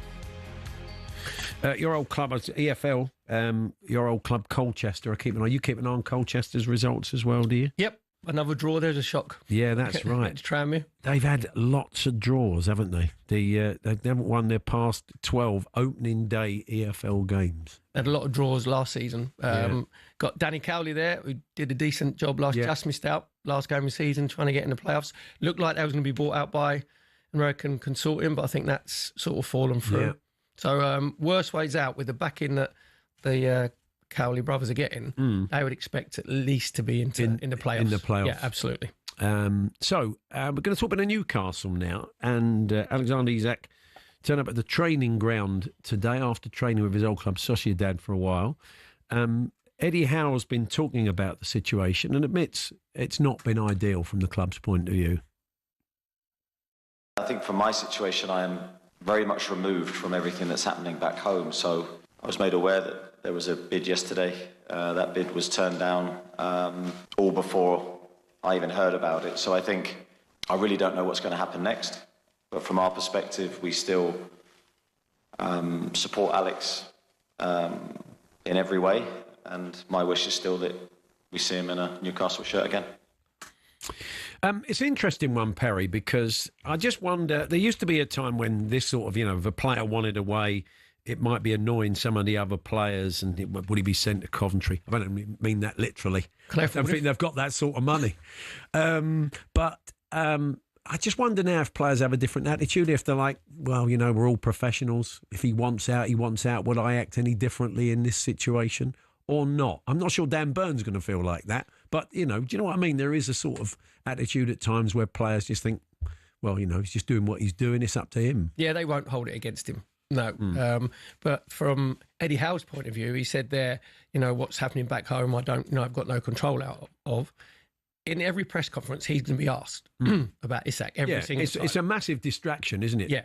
And he's come out and he said about that he's sort of not happy with the way that he conducts himself because you've got to earn the respect and you earn the right to be able to train with your teammates and conduct yourself in the proper manner. And he's 100% right, because he'd have been advised by his people. Isak is advised by his people, what to do. Obviously, training at Real Sociedad or getting treatment there is ridiculous because he's like a £110 million asset. He should be at Newcastle's training ground and, with their physios and all the facilities they've got. So it's been convenient that there's no Newcastle players in today because obviously they're coming back from their pre-season trip. Yeah. If I was Eddie Howe, you'd have a word with Alexander Isak, because obviously it looks like Liverpool said they're going to leave their bid at 110 million. So they'll let it lie for a little while now. There's not going to be, we'll give you 115 or we'll give you 120. They'll let it lie. I think that Eddie Howe will say to him, right, if you're getting treatment or you're training, whilst this is going on and your head has been turned and you're not right, you won't be training with the first team. It's not a punishment, but you'll be in earlier than everybody else, so you get your treatment or do your individual training. Then the main squad will come in, and then at the end of training, then you can come back and do your training until we get this sorted out. Because there is a way that you can conduct yourself. Yeah. And I wouldn't want to be thought of in a lesser manner than the fellow players, the coach staff, and more importantly, the fans. Leave in the right way. Yeah. Show the club respect. And the modern day player, because they have all the power, and we had no power when I was playing, this is why they can behave like that, because their agents and managers will want to force the move because they get money if they move rather than if they stay there. But what the players have to realise is they work for them. Yeah. So you can't hide behind your people. If certain you're going to tweets take the flak for it. You take the flak, because they work for you. And 9 times out of 10, if some tweet is going out, that would have been run by you anyway. So I think the legacy side of it as well. He will probably think, if he gets his move, he'll be pretty think I'm never going to go back to Newcastle again. I only go back there for the team that I'm playing for. And if I get a load of stick, I don't really care because, it's pantomime villain. But it will be completely tarnished. Yeah. If he leaves the way that it looks like it's going to happen. Yeah. I mean, his development at Newcastle, his career has gone onto as I said, footballers, I could be wrong. I don't want to tie them all with the same brush. It's unfair, but there is a school of thought that says, well, look, it's a professional business. We move from one club to another. No one's ever invested in the club the way the fans are. No player, really. So, what you do when you're playing, when you put the shirt on, your contract with the club is to give 100% for the shirt when you put it on. Sure. And off the pitch, conduct yourself in a professional manner that, shows the club in a good light. And football is ruthless, let's be honest, because if you get injured, then your career's over. Or if the manager don't think you're any good, then they sort of try and ship you on. But I still think that you have to have a more respect for what Newcastle have done for him and he's done for Newcastle, getting them to the winner, obviously, first trophy for 70 years, getting them in the Champions League. So it just leaves a bit of taste. Yeah, I can see that, totally. Just a little bit of transfer news. Kiernan Dewsbury Hall looks destined for Everton. There's been a lot of talk about Everton and David Moyes admitting he wanted to get more players through the door. Maybe wasn't getting the game time at Chelsea. Maresca liked him, obviously, from Leicester, but it looks like he's now off to Everton. That's something we'll be discussing with Alex Crook. We're going to look at some of the other deals that might or might not get done in the window, our chief football correspondent. Ruben Seller's going to join us for a chat, the Blades manager. It's his first season there, picking the club up after failing to get through in the playoffs last year. And I wonder, we'll have a chat with Ruben about this, there is a little bit of sympathy across the city for what's going on at Wednesday, because he's been there in the past, and we'll chat about that. But a postcard from Ireland with the one and only Danny Kelly in a few moments' time. It's Paul Hawksbee and Perry Groves here on talkSPORT. Sports headlines are next.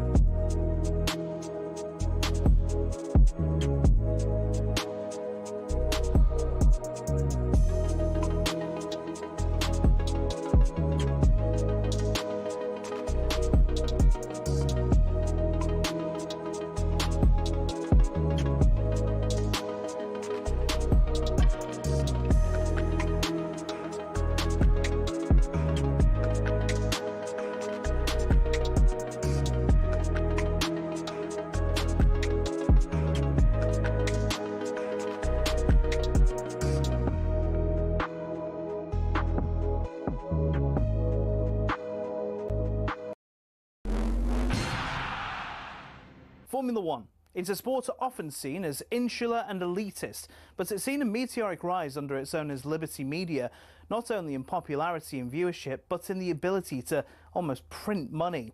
From greater access to more races, here's how it happened. For decades, Formula One was owned and run by one man, Bernie Ecclestone. He was old school, someone who thought the sport itself was enough, and there was no need for all this modern marketing and social media nonsense.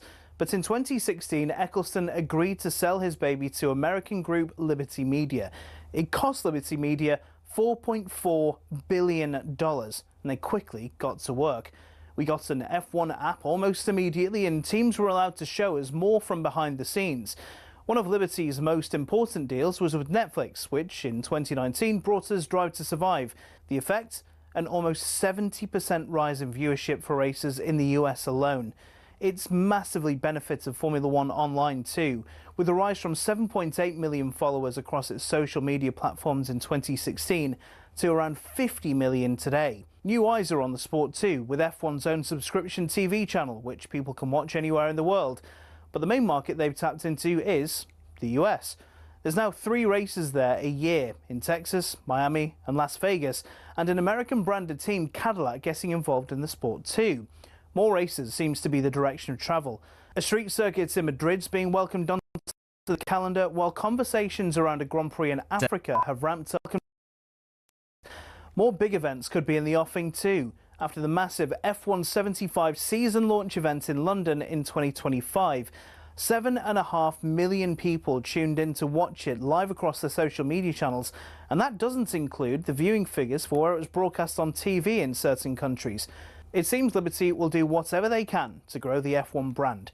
Their efforts have been worthwhile too, with Forbes valuing the sport at $17.1 billion back in 2023, almost 4 times more than what they bought it for in 2016. Not bad, considering it's seen as a sport where people just drive around in circles.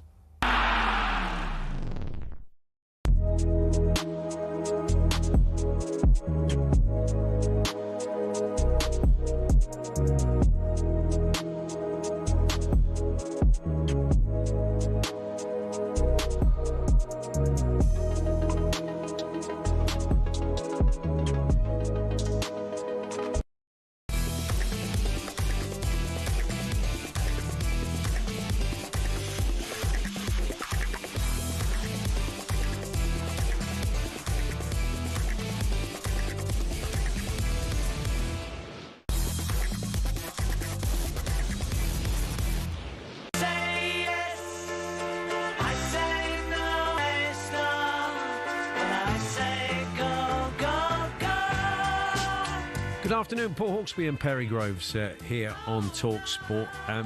Incredibly sad news about James Whale, our colleague. I mean, James has been a sort of presence at this station all the time I've been here, sort of nigh on 25 years. He was a unique, pioneering broadcaster long before he worked for talkSPORT or Talk Radio. I mean, he was a kind of huge media star, and this doesn't come as altogether, surprising news because James had been ill for a long time and he recently moved to a hospice. But he was an incredible broadcaster and very, very supportive of a lot of people here at the station. So I'm very sad to hear that. A behemoth of like broadcasting. Yeah. And I remember when it goes back to the 80s, it was the James Whale radio show, wasn't it, on TV? And lucky enough to meet him a couple of times at Hatfields, just sort of said hello.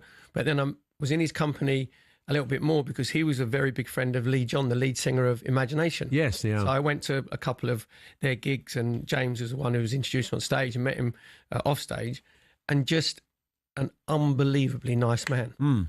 Because he's got that hard-nosed sort of broadcaster image, but there was 2 James Whales, wasn't there? There was that, on-air James Whale and the off-air James absolutely. Whale. And he was just, as you said there, he was just very kind to anybody else, any young talent that was coming through. Sometimes, the older generation can get a little bit sort of, not jealous, but, intimidated by young talent coming through. He was completely opposite. No. Where he would go out of his way to advise you and give you, tips, whatever. No, absolutely.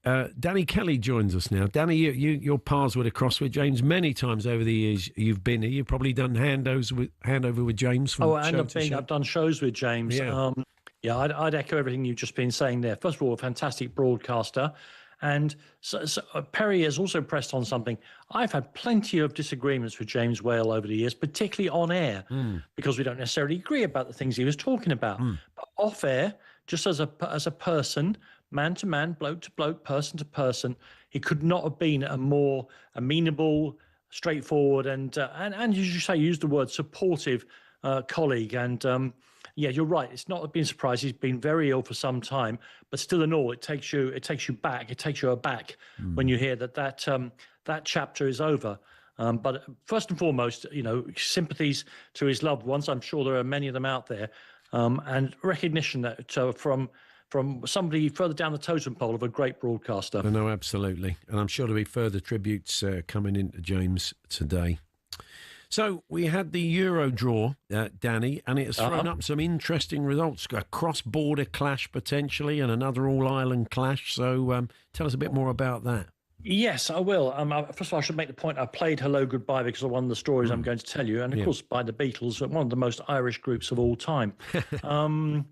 Of course, the recent BBC documentary, everyone knew that Lennon, McCartney and Harrison had Irish antecedents, but now it turns out Ringo Starr has, albeit distantly as well. Wow. Look, St Patrick's Athletic have got a brilliant draw. They are very lucky, you might argue, to be in the draw. They played Kalju of Estonia. They won 1-0 in Dublin. They perhaps should have won by more. I think Kalju had 2 players sent off. But as late as the 91st minute in Estonia, they were 2-1 down on aggregate. And then Redmond got an equaliser, went into extra time, and Mulroney got a 93rd minute, early in extra time, got a winner, which means St Patrick's got through by the skin of their teeth. They now play Besiktas, who lost the big game in the previous round against Shakhtar. And Ole Gunnar Solskjaer is already under tremendous pressure there. I mean, Turkish football is always a pressure cooker, but the defeat to Shakhtar has already put him out on the end of the plank. There's absolutely no reason to think that Besiktas won't beat St Patrick's Athletic, but if something was to go wrong, I don't think Ole would survive. As well, though, for St Patrick players and fans, that is the draw that you would want. I know, you say you want to go for the next one. It is brilliant. You want for the them. biggest draw possible. Exactly. You want the biggest draw possible. They're not going to win this tournament, so you want to play the big teams. We talked about the misery, Paul, of the Shelbourne fans who had to travel all the way to Karabag, the entire width of the European continent. And in actual fact, of course, they got beaten home and away, which means they've dropped into a playoff now against a team called Rijeka, and they're a Croatian team. And I'm not sure that the fun is going to be much greater there. I've sent you a picture, Paul, on your phone in the last few minutes. You have. The away fans at Rijeka are put into a cage. Yeah.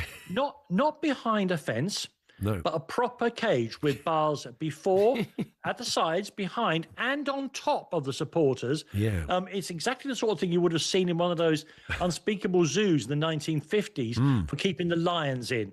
So more fun there for the Shelbourne fans. That looks terrible. It looks like the stalls at horse racing, but a whole lot more sinister. And it looks like you're going to be wheeled in, doesn't it? And wheeled out again. Yeah. Wearing your sheepskin noseband. Yeah. It's like a sort of Trojan terrace, isn't it? It's a very weird looking thing. Or if you saw it in the WWE and there was a cage match going on, that's exactly the sort of thing. Yeah. Shamrock Rovers take on Balkani, a Kosovan team. That will have to be played away from the Kosovan's normal stadium because it only holds 1,500. And the other tie I want to bring your attention to is Linfield from the north of Ireland, who take on, you want to say Vikingur of Iceland, but I want to give them their full name. Deep breath, Danny. Here we go. Natsprinu Falagio Vikingur.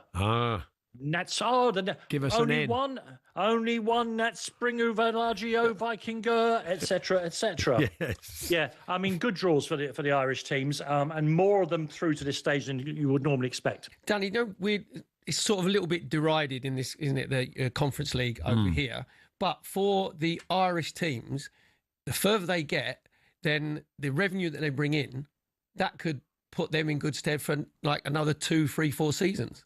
Listen, I've told the listeners before, Perry, Shamrock Rovers got through to the group stages last year, and the money they made was 11 times the entire prize money for the League of Ireland for a season.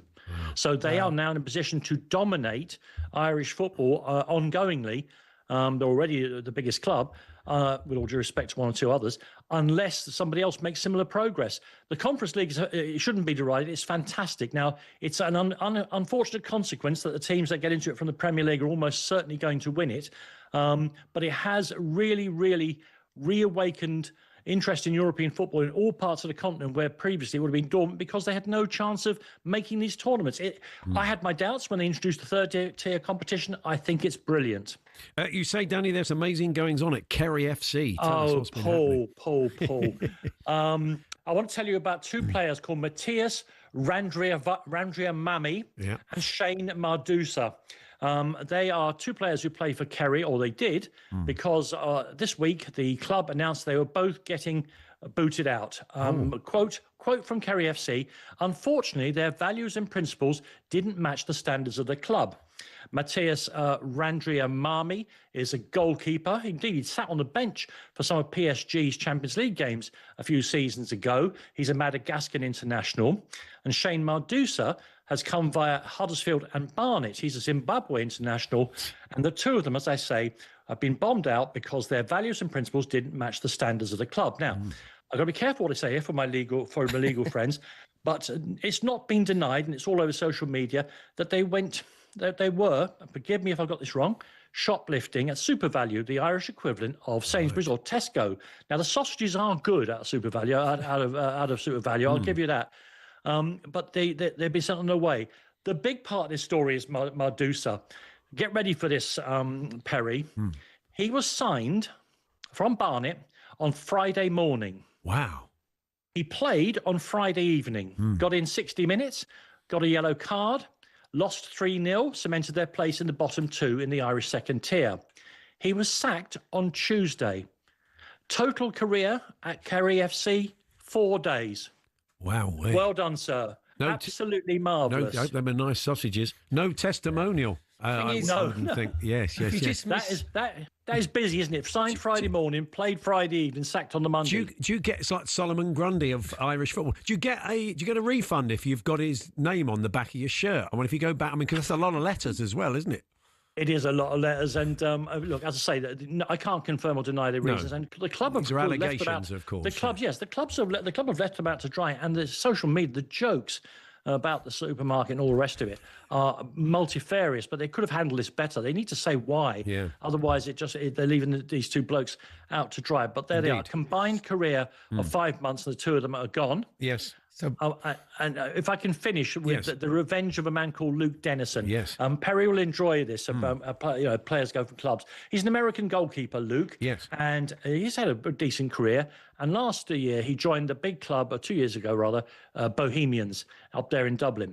They obviously didn't fancy him. And in a year, he did not make a single appearance. So he's gone to Drogheda now. And in the year since that, and he's played a year for them. The way Irish football works, he has played 4 times against Bohemians, his former employers. How many clean sheets has he kept? 4. Oh, wow. absolutely a brick wall against his old employers.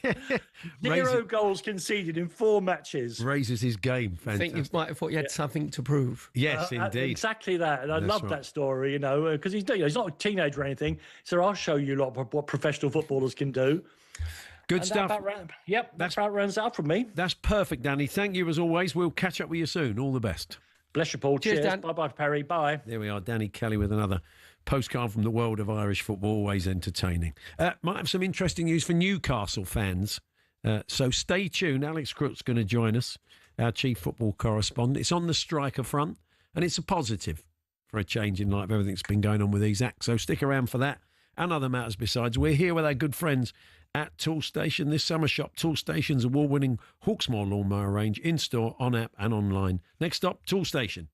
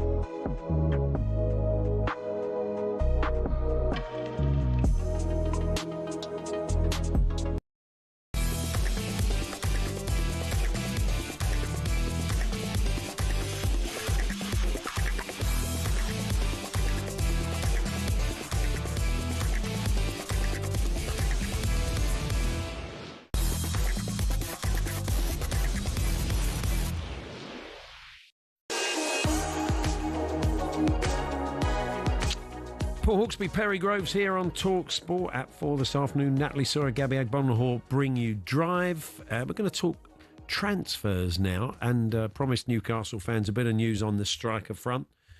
Joining us now, Chief Football Correspondent Alex Crook. Hi, Crookie. How are we, boys? We good? Cooked up. Bad, thank you. This is Benjamin Šeško, isn't it? And Newcastle looks like they're probably just in front of Manchester United, but they'll find out in the next 48 hours. Yeah, certainly. I think that's the ambition of Newcastle. This is turning into a bit of a saga, soap opera, call it what you will. We know Newcastle really keen to strengthen their forward line. They missed out on João Pedro. They're still in talks with Brentford over Johan Wissa. That one could well happen between now and September the 1st. But in terms of a potential replacement for Alexander Isak, if indeed he does leave the club, then Šeško is the man they want. We reported on Saturday morning that a bid worth £70 million to include the add-ons had gone in. Now, that wasn't accepted. I think the two clubs have been thrashing out the finer details over the course of the weekend.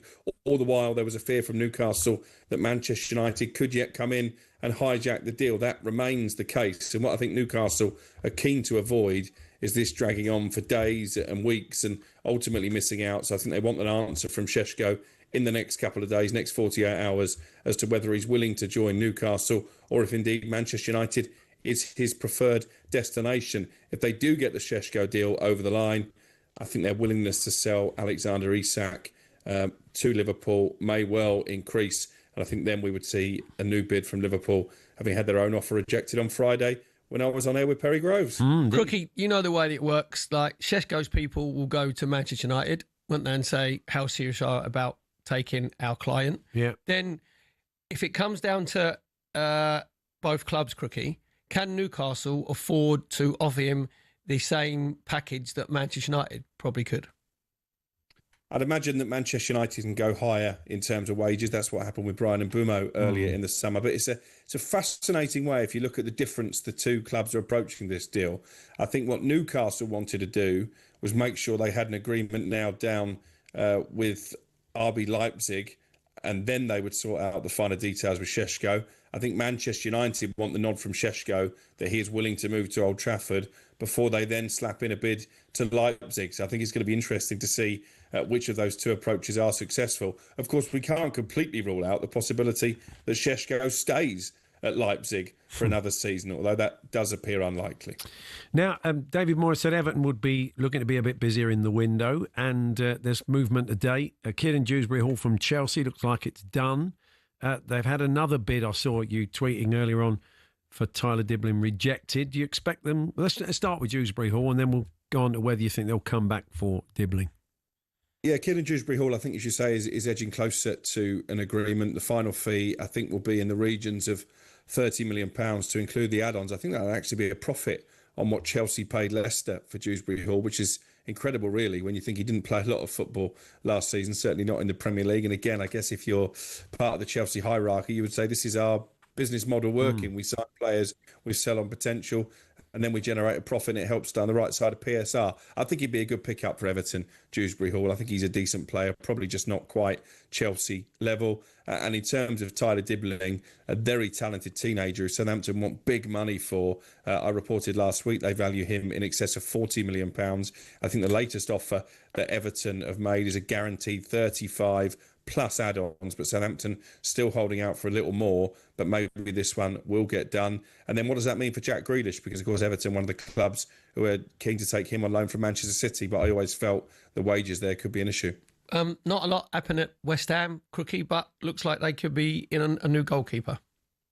Yeah, I think it's become a priority position for West Ham. They weren't convinced by Alphonse Areola last season. They let Fabianski go, obviously in the veteran stage of his career, on a free transfer this summer. They looked at Mads Hermansen at Leicester. Indeed, talks have been held between the two clubs, but I think Leicester want £25 million, which maybe is a bit rich for West Ham. Looks like John Victor at Botafogo did quite well at the Club World Cup. A 29-year-old Brazilian is the man they're honing in on now. I think he would be available for around about the £10 million mark, and he would go straight in as the club's number one. Areola made a big error over the course of the summer in one of those early games in America against Manchester United. He gave away a penalty about 6 minutes into that tournament, and that probably made up West Ham's mind. They needed a new number one. It's interesting. One time, Brazilian goalkeepers were a bit of a joke. It was the one position they could never cope with. But now, there's copious great Brazilian keepers all around the world, isn't there? They knew that the Rush goalkeeper was going to come back in. Yeah, exactly. These are all frustrated outfield players. Exactly, yes. I think, actually, I've got a little bit of athleticism, a little bit agile. I'm a bit nuts. You think about they're always the weak link of the great Brazilian sides, but certainly not anymore. Yes, Darwin Núñez, what's the latest with him? Looks like interest is ramping up in Darwin Núñez. AC Milan, one of the clubs in Italy who are tracking this one. Al Hilal as well over in Saudi Arabia. He did agree terms with Al Nassr earlier in the window. That deal obviously is not going to happen now, but I think if Al Hilal match those personal terms and they can agree a fee with Liverpool, then Darwin Núñez would be open to that move. What's interesting here is, of course, that Al Hilal, one of the PIF-owned clubs over in Saudi Arabia, the Public Investment Fund, that also own a big stake in Newcastle. So is this PIF inadvertently helping Liverpool raise the money to take away Newcastle's best player in Alexander Isak? Oh, blimey, OK. We're taking the PIF literally, aren't they? They are literally. I mean, that's if you listen on medium wave. Tube Ratpom, this is an interesting tug of war. Tube Ratpom's tug of war. Ipswich are suddenly in the picture, but Birmingham thought they'd got their man, didn't they? Well, this is a deal that other clubs have tried to hijack not once but twice, because yesterday morning, Birmingham City have shown big ambitions in the market this summer, freshly promoted back to the Championship. They agreed a deal with Ajax to take Akpom on loan. with an obligation of a £7 million permanent deal if they go up at the end of the season. Then we heard that Middlesbrough, his former club, were trying to hijack the deal. He turned down a return to the North East. A medical was booked at Birmingham today. That medical hasn't taken place because at the 11th hour, Ipswich Town, who I think are a shoo-in for promotion for the Premier League, I think they're going to romp the Championship. They've come in and it looks like he's going to end up there instead. Just a quick one on Tottenham before you go, Crookie. They may be now in the market for a sort of number 10 because of what's happened with James Maddison yesterday, and Kulusevski looks like he's a way off. I mean, we chatted about Eze earlier on. We don't know how far down the road Arsenal are with that or whether Tottenham could hijack that. And also, you mentioned Jack Grealish. What about the possibility of Tottenham coming in for him? Well, Jack Grealish was a topic of conversation at Spurs at the start of the summer. It went quite quiet in that regard. Same for Eberechi Eze. I think when Arsenal came to the table, Tottenham retreated because they feared that they would be hijacked, as you mentioned there, by their North London rivals. The other name I'd keep an eye on when it comes to Spurs, actually, is Harvey Elliott at Liverpool, because I think he's another player that Liverpool are willing to cash in on. Had a brilliant summer leading the under-21s to European Championship glory. He won't be cheap. I think the asking price is about £40 million, maybe north of that, but obviously they were willing to pay £60 million for Morgan Gibbs-White. And he just strikes me, Harvey Elliott, as a very Thomas Frank type signing. Yeah. And the wages would probably fit right as well. Because probably at Liverpool, he's probably on, 50, 60 grand a week. He's got something to prove. Obviously won the under-21s. And as Crookie said there, he is someone who works hard off the ball. And he's got something to prove as well. Exactly, yeah. He wants to play in the World Cup next year. Yeah, and was he about 22, 23? So good age. I think he that's a brilliant shout from Crookie. He fits your lot really well. Interesting. Would you take him? You'd be happy? Yeah, look, yes. I mean, I think ideally it's a bit like the Paulinho deal. They weren't necessarily the first ones that come to mind, but I can see the fit, certainly. And I think he would certainly be in the picture. We'll see what happens. For now, Crookie, thanks very much. No worries, guys. Cheers, Crookie. Alex Crook there, our chief football correspondent. More transfer chat tonight as some of the more interesting deals unfold in the Transfer Insiders with Ollie Klink and Harry Symeou at 7 o'clock. We brought you the EFL. The EFL return this weekend. We were right across that, as you can imagine, here on talkSPORT, your home at EFL. Championship back next weekend. And we're going to have a chat with Ruben Sellers, the Sheffield United manager, in a few moments' time.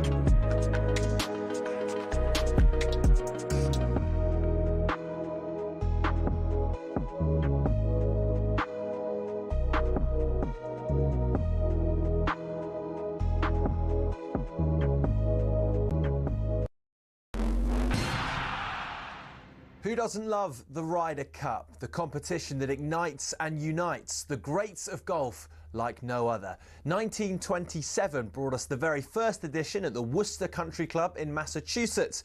For the first 22 editions, when it was just British and Irish golfers versus the US, America were only beaten 3 times. But in 1979, in came Europe, and in came Seve Ballesteros, who went on to win 5 of them. Since Team Europe became a thing, the head-to-head reads Europe 13, USA 9. Europe's last away win was the miracle at Medina in 2012. America hasn't won on European soil since 1993 at the Belfry. So what about the money? The most recent Ryder Cup in Rome drew in a record 271,000 spectators and boosted the Italian economy by €262 million. The PGA of America TV deal with NBC is worth $440 million, but 2025 will be the first time ever that the US team will receive a fee for playing. Of course, in Rome, legend has it Patrick Cantley refused to wear his cap because he wasn't being paid to wear it, though he insisted it simply didn't fit. Either way, Team Europe have made it clear they're more than happy to keep playing for the thrill, joy and prestige of the Ryder Cup.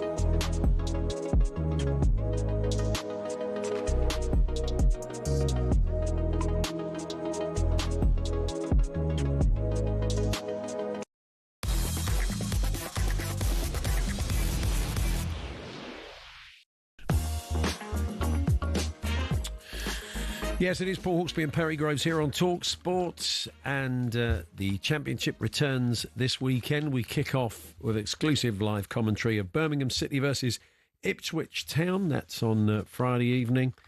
And then we've got a feast of games for you on Saturday. Southampton Wrexham, Coventry Hull over on talkSPORT 2, Adrian Durham around the grounds. Then West Brom Blackburn. And then at 5:30 on Saturday, Sheffield United Bristol City. And we're delighted to say, joining us now for a chat is the Sheffield United manager, Ruben Selles. Good afternoon, Ruben. Good afternoon, and thank you for having me here. It's a great pleasure. Yeah. So, how are you settling in? It's not been long now, but you've had a pre-season. What did you discover when you got to the club? Obviously, a bit of disappointment after the way the season ended last season. Yes, absolutely. It's never easy that first part of those first days after that kind of disappointment in the last day in the final. But we have found a club that was ready to go, a group of players that embraced pretty quick what we wanted from them. And the city has been excellent and the fans has been excellent with us. So I think it has been quite easy transition for us. And it's gone really well pre-season, 5 games, won 4, lost 1, and scoring plenty of goals. Well, I don't look at that much about how many goals or the score. I think we performed really solid against the teams that were below our level, and then against the teams that are in our level a little bit better, we show our identity and the things that we can do. So for me, it was more important to have good performances through the pre-season and no matter what is in front of us, and that is the biggest learning from us in the pre-season, and I think the boys has been excellent in their application. Yeah, it's as I say, there'll be an expectation on you and the team to go one better than last season, Ruben. But you know yourself, it is a tough division. It's got even tougher with some quite moneyed clubs coming in, and those clubs that have gone down are strong as well. So it's not going to be easy. No, absolutely not. And the competition is always really difficult. These 46 games we saw last season with teams in the bottom beating teams in the top. We, in our experience with Hull, got points almost against everyone in the top 6. And it's going to be a very difficult decision, but we are going to be as competitive as anybody. And of course, the target is to get to win absolutely every game and try to compete. We know it's not always possible, but our target is to try to be on the top of our performance from the very beginning and get as many points as we can. So on that, we knew that before we arrived here, and everyone working for the club knows that if you are working or playing for Sheffield United, there's big expectations in our performance and our position in the table. So that's no surprise for us. Sheffield United fans, obviously, like every other fan, are excited by new signings. You've made 3 signings. One of them is Louis Barry, and he's a very, very exciting talent. Absolutely. So the 3 players that we are talking about, and one will be announced at the end of the day, are players that we know really well. We had Louis at Hull as a young, talented player coming through. Aston Villa, his first season last season was amazing in League One with Stockport, scoring more than 15 goals in 4 months, and his abilities in the offensive part of the games are high level. So it was no doubt for us that he will make us better. And we have big expectations with him, but also with Tyler Bindon and the others to come to reinforce a team that is already really good. Yes, I'm just... Sheffield Wednesday, just down the road from you, of course, are going through a tough time at the moment. And although there's inter-club rivalry, Ruben, you've kind of been there. You've been at a club where there's things going on off the pitch that make your job more difficult at Reading. So do you have some sympathy for what is happening there?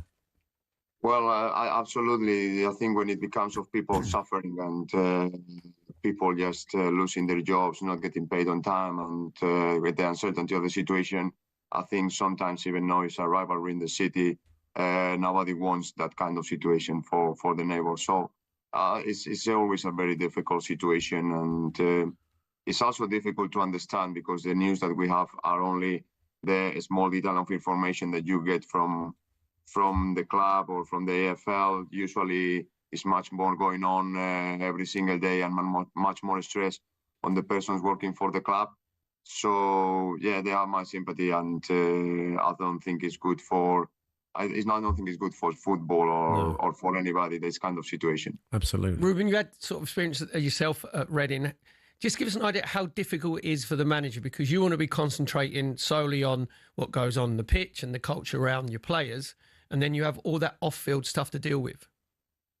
I think you have a choice to make. I think the choice is very simple. It's just about the situation. You're not going to be able to change the situation. You're not going to be able to increase the finance of the club by doing nothing in the short term. You are not going to be able to get people paid or the things that you can control. And usually it's like that, is you can control the football, you can control what you do with your boys, you can control the lineup on the players that you pick, and then you can control the way that you do those things. I think it's important there that the people with authority, manager, people around, I don't know exactly what is the setup, to be honest, for them, but for us was about Mark Bowen in the time, and then myself just taking the leadership, trying to keep the things calm down, give solutions, explain the things as clear as possible for the player. And if we are here in this industry, it's because we love football, and then at the end, just focus everything in our next match, our next game, our next training. Also understanding that sometimes people get the information in a different way than the other, and sometimes people need their own space just to accept what is the reality, or a news that you have not been paid, or they are selling your training ground, or there is not, or the catering company has not been paid, so you will not have food in a week. So things like that. It's about how do you give solutions and create a support around players and the rest of the technical staff or the staff of the club, just to say, okay, whatever happened, let's do it together and let's try to get the very best, and no one is left behind. Your football education has taken you all around the world: Greece, Russia, Azerbaijan, Denmark, Spain. But what is it about English football, Ruben, that attracts you? What do you love about the cut and thrust of football in this country? I think it's the feeling here, no matter what is the level that you play. And we are talking about Premier League, we are talking about League Two, or when you play the FA Cup or the Carabao Cup. that feeling when you arrive into the station, into the stadium, the competitiveness, the way to feel every single moment. I didn't experience that in any other place in the world, and it doesn't matter. It can be in a League One stadium with Reading, and then we have 20,000 with us. It can be the last game of the season against Portsmouth with Hull, when the away end was full, and having those good experience. That kind of obviously the game, especially when you arrive in the Premier League, is the best level in the world. But the rest of the divisions are so hard, so difficult to compete. The resources are so high that just makes it a unique environment. I understand you have a tattoo on your right bicep of a map of the world. So do you add various points to it? So have you moved from Hull to Sheffield? Is there a little new line on the tattoo? No. It's not that my bicep is not that big. I did it some years ago, just because I like it and I have that open mindset into myself. And it was I didn't need a reminder, but some kind of I like the idea to have it because really my education has been all over the world and living in different cultures with me and my family, living different experiences, has given the opportunity to be here talking to you today. Being the Sheffield United manager has a big project in the Championship. And then I think it's important that everyone in life find his own path. Mine has been, let's say, regular or a little bit different to the majority of people, but that is a little bit of the thing that I need to do. And I'm proud of every single one of my movements in my professional life. Absolutely. Well, look, good to talk to you, Ruben. We wish you well for the season. Thanks very much. Thank you very much. Good luck, Ruben. Thank you. Ruben Sellage there. You can see his team in action on Saturday evening at 5:30. Sheffield United versus Bristol City. As we said, we kick off Friday evening with Birmingham City versus Ipswich Town. All are currently involved in a tug of war over Chuba Akpom. That could get a bit naughty. So anyway, yeah, we got loads of games for you. Adrian around the grounds on Saturday afternoon. Then on Sunday, we've got the Community Shield for you. And then another game over on talkSPORT 2 at 4:30. Another couple of big hitters, Leicester City versus troubled Sheffield Wednesday. And very interesting to hear from Ruben there. As I said, a man who knows what it's like to be at a club where there's so much going on that you're kind of not in control of and just having to get on with it. But it's very interesting what he had to say there. You know, what said about the Reading where you control the controllables, you know, like the football side of it. Yeah. But what's happening with the club with the finances, it does affect the football side of it because it affects your travelling. He said there, the catering side. Everything. Getting the players, you know, with their nutrition. And, yeah, so it's interesting. And I loved what he said about our culture, our football culture in this country. That's why the EFL has to be protected. Yeah, absolutely. Because that structure is unique to anywhere else in the world. And he said there, didn't he, whether it's playing in front of 20,000 at Reading or at Portsmouth away, whether the away end is full or going down into the FA Cup, you realise what it means to those towns and cities when you go there. No. You know, when you're travelling on the team coach, the whole town comes to a standstill because everybody's going to watch the football. Well, some of the most interesting stuff Daniel Levy, the Spurs chairman, said in that overlap interview with Gary Neville, which I watched earlier on, was about that and the relationship between the Premier League. Gary was asking why the deal's not been done for the EFL. He maintains they would do the deal tomorrow, but the EFL aren't happy with it. And the EFL, I'm sure, would have a counter-argument. He says he's aware that they need to protect the pyramid. It's very, very important. But yeah, chats like that with Ruben certainly back that up. Anyway, we'll talk about Manchester United. We'll hand over to our team for Drive. Natalie Saw and Gabby Agbonlahor at 4. We're here with our good friends at Tool Station, delivering as little as 30 minutes with Fast Track. Next stop, Tool Station.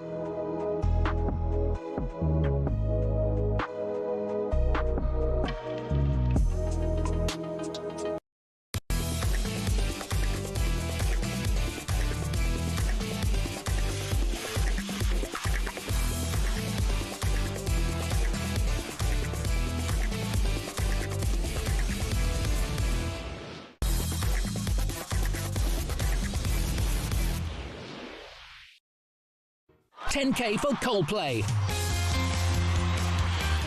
So yes, our competition to win 10 grand the VIP night out at Coldplay at Wembley Stadium, it ends tonight. We're giving you the chance to win 6 tickets in a private box for you and your mates on August the 22nd with full hospitality. We'll chuck in 10 grand spending money, completely tax-free, but 11 o'clock tonight, it's all over. So to enter, text the word WIN to 83338 by the 4th of August at 11 p.m. and you're in the draw. Text costs £2 plus one standard network rate message.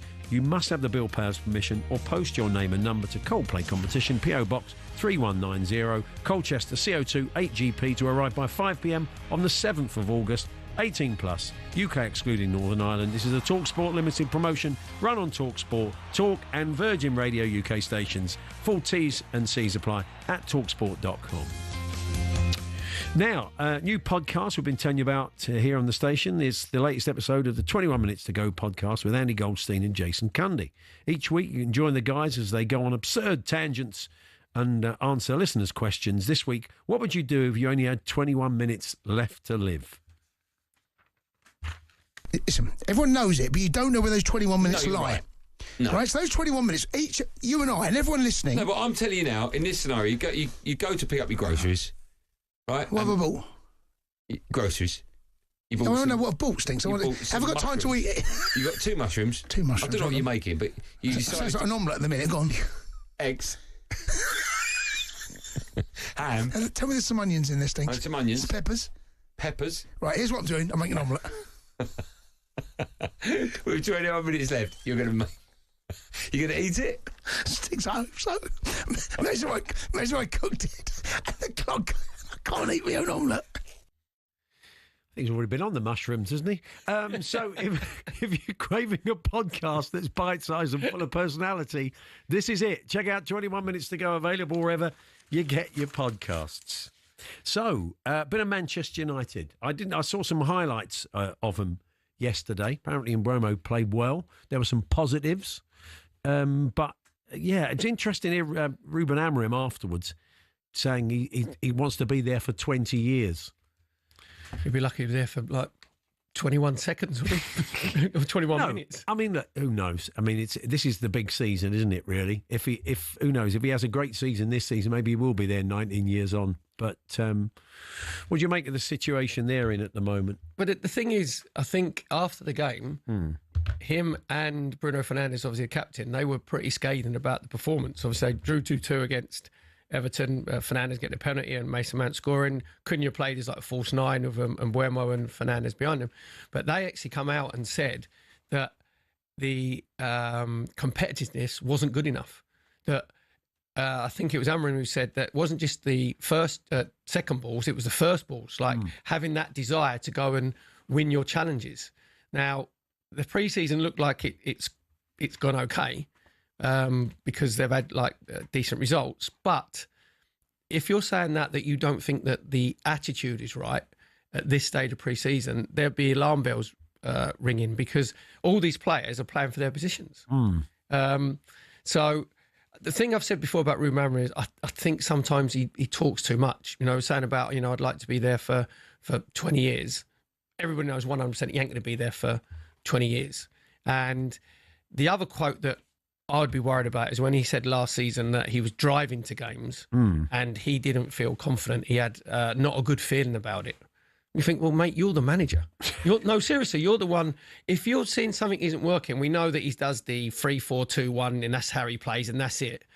But if things aren't going right, then you've got to show the players that you've got the ability to change those, whether you change the formation, whether you change the personnel. Because that was short. Last season was short term. And he said, he put all his eggs in one basket to win, obviously, the Europa League. And they didn't even make the omelette, didn't even crack the eggs. They got nowhere near it in the final. So I think he should just talk about football stuff now, what's going on with his players, not what he expects to do, how he's feeling when he's driving to games. Because he said that they weren't his group of players last season. Now he's had a full pre-season with them. And I know he wants somewhere out, somewhere in. He's got this leadership group now, 6 senior players. Yeah. That leadership group were there last season. So why didn't they sort of dress him out last season? Yeah, there's no new faces in there. Tom Heaton was there already. Of course he was, yeah. So he's part of it, isn't he, as well, with Dallow and Martinez. Harry Maguire. And Mazraoui as well. So they're going to police the internal code of conduct, apparently. It's a bit like the Lions. It's a fine system. Well, I think the eggs themes continued from Jason and Andy's podcast thing with the omelette. They got rid of the bad eggs, haven't they? They said, right, you can go. You're done. He was quite interested on Garnacho. He gave quite a long interview, but he said Garnacho is a really talented boy, but sometimes things don't work out. Sometimes you adapt to one guy, you have the connection. Other times you want a new challenge. We will try to make everything okay. I mean, we all know he was going to go, but I mean, you probably experienced that. You go and work for a manager and you get on better with some managers than others. Some managers fancy, some don't for whatever. Yeah, your attitude changes. Let's be honest, Garnacho, the reason that he's getting shown the door is because his attitude has stunk the place out. That's a young lad who's got loads of talent. Like when he first come on the scene, scoring again a Puskás, wasn't it? Goal of the year with the overhead kick. And then I think Garnacho's got a bit carried away with himself. And I think he was part of the toxic culture at Manchester United, with the senior players not setting the right examples. But as a young player, you've got to make sure that you're going in, you're training to the best of your capabilities every day, you're doing everything on the pitch that you can. And Garnacho didn't. So I think Ruben Amorim there has been quite kind to him, just saying, we just haven't hit it off, basically, because Garnacho turned lazy. Just quick one on Højlund as well, because it looks like they're prepared to let him go, but he seems that he wants to stay at Old Trafford. Do you think there is a Premier League forward in there? Could someone else pick him up in the Premier League and get more out of him than maybe Manchester United have, or do you think he's just not cut out for the Premier League? No, I think he's gone to massive club at the wrong time. He wasn't getting a lot of help on the pitch from the players around him in the wide areas. He wasn't getting a lot of service, so he's getting a little bit frustrated. I think if they end up getting Sesko, I think Højlund is the perfect one to keep there because everybody knows you need two centre forwards if you're going to compete. Obviously, Manchester United got no European football, but you need a bigger squad, and I think he'll be perfect to be like the understudy. Unfortunately for him, that's where he should have been. Yeah. He had to go in and play probably too many games at that age. So if I was Manchester United, I'd be wanting to keep him because I definitely think that there's a player in there. Well, we'll see what happens. Perry, a pleasure as always. All mine, Paul, always is. Yeah, and we will catch up with you soon. Later on this evening on talkSPORT, the Transfer Insiders with Ollie Clink and Harry Symeou. Got the Sports Bar with Jason Cundy and Jermaine Pennant. But coming up next here on talkSPORT, it's Drive with Natalie Sawyer and Gabby Agbonlo. I'll be back tomorrow. Andy Townsend alongside me, so we'll see you then.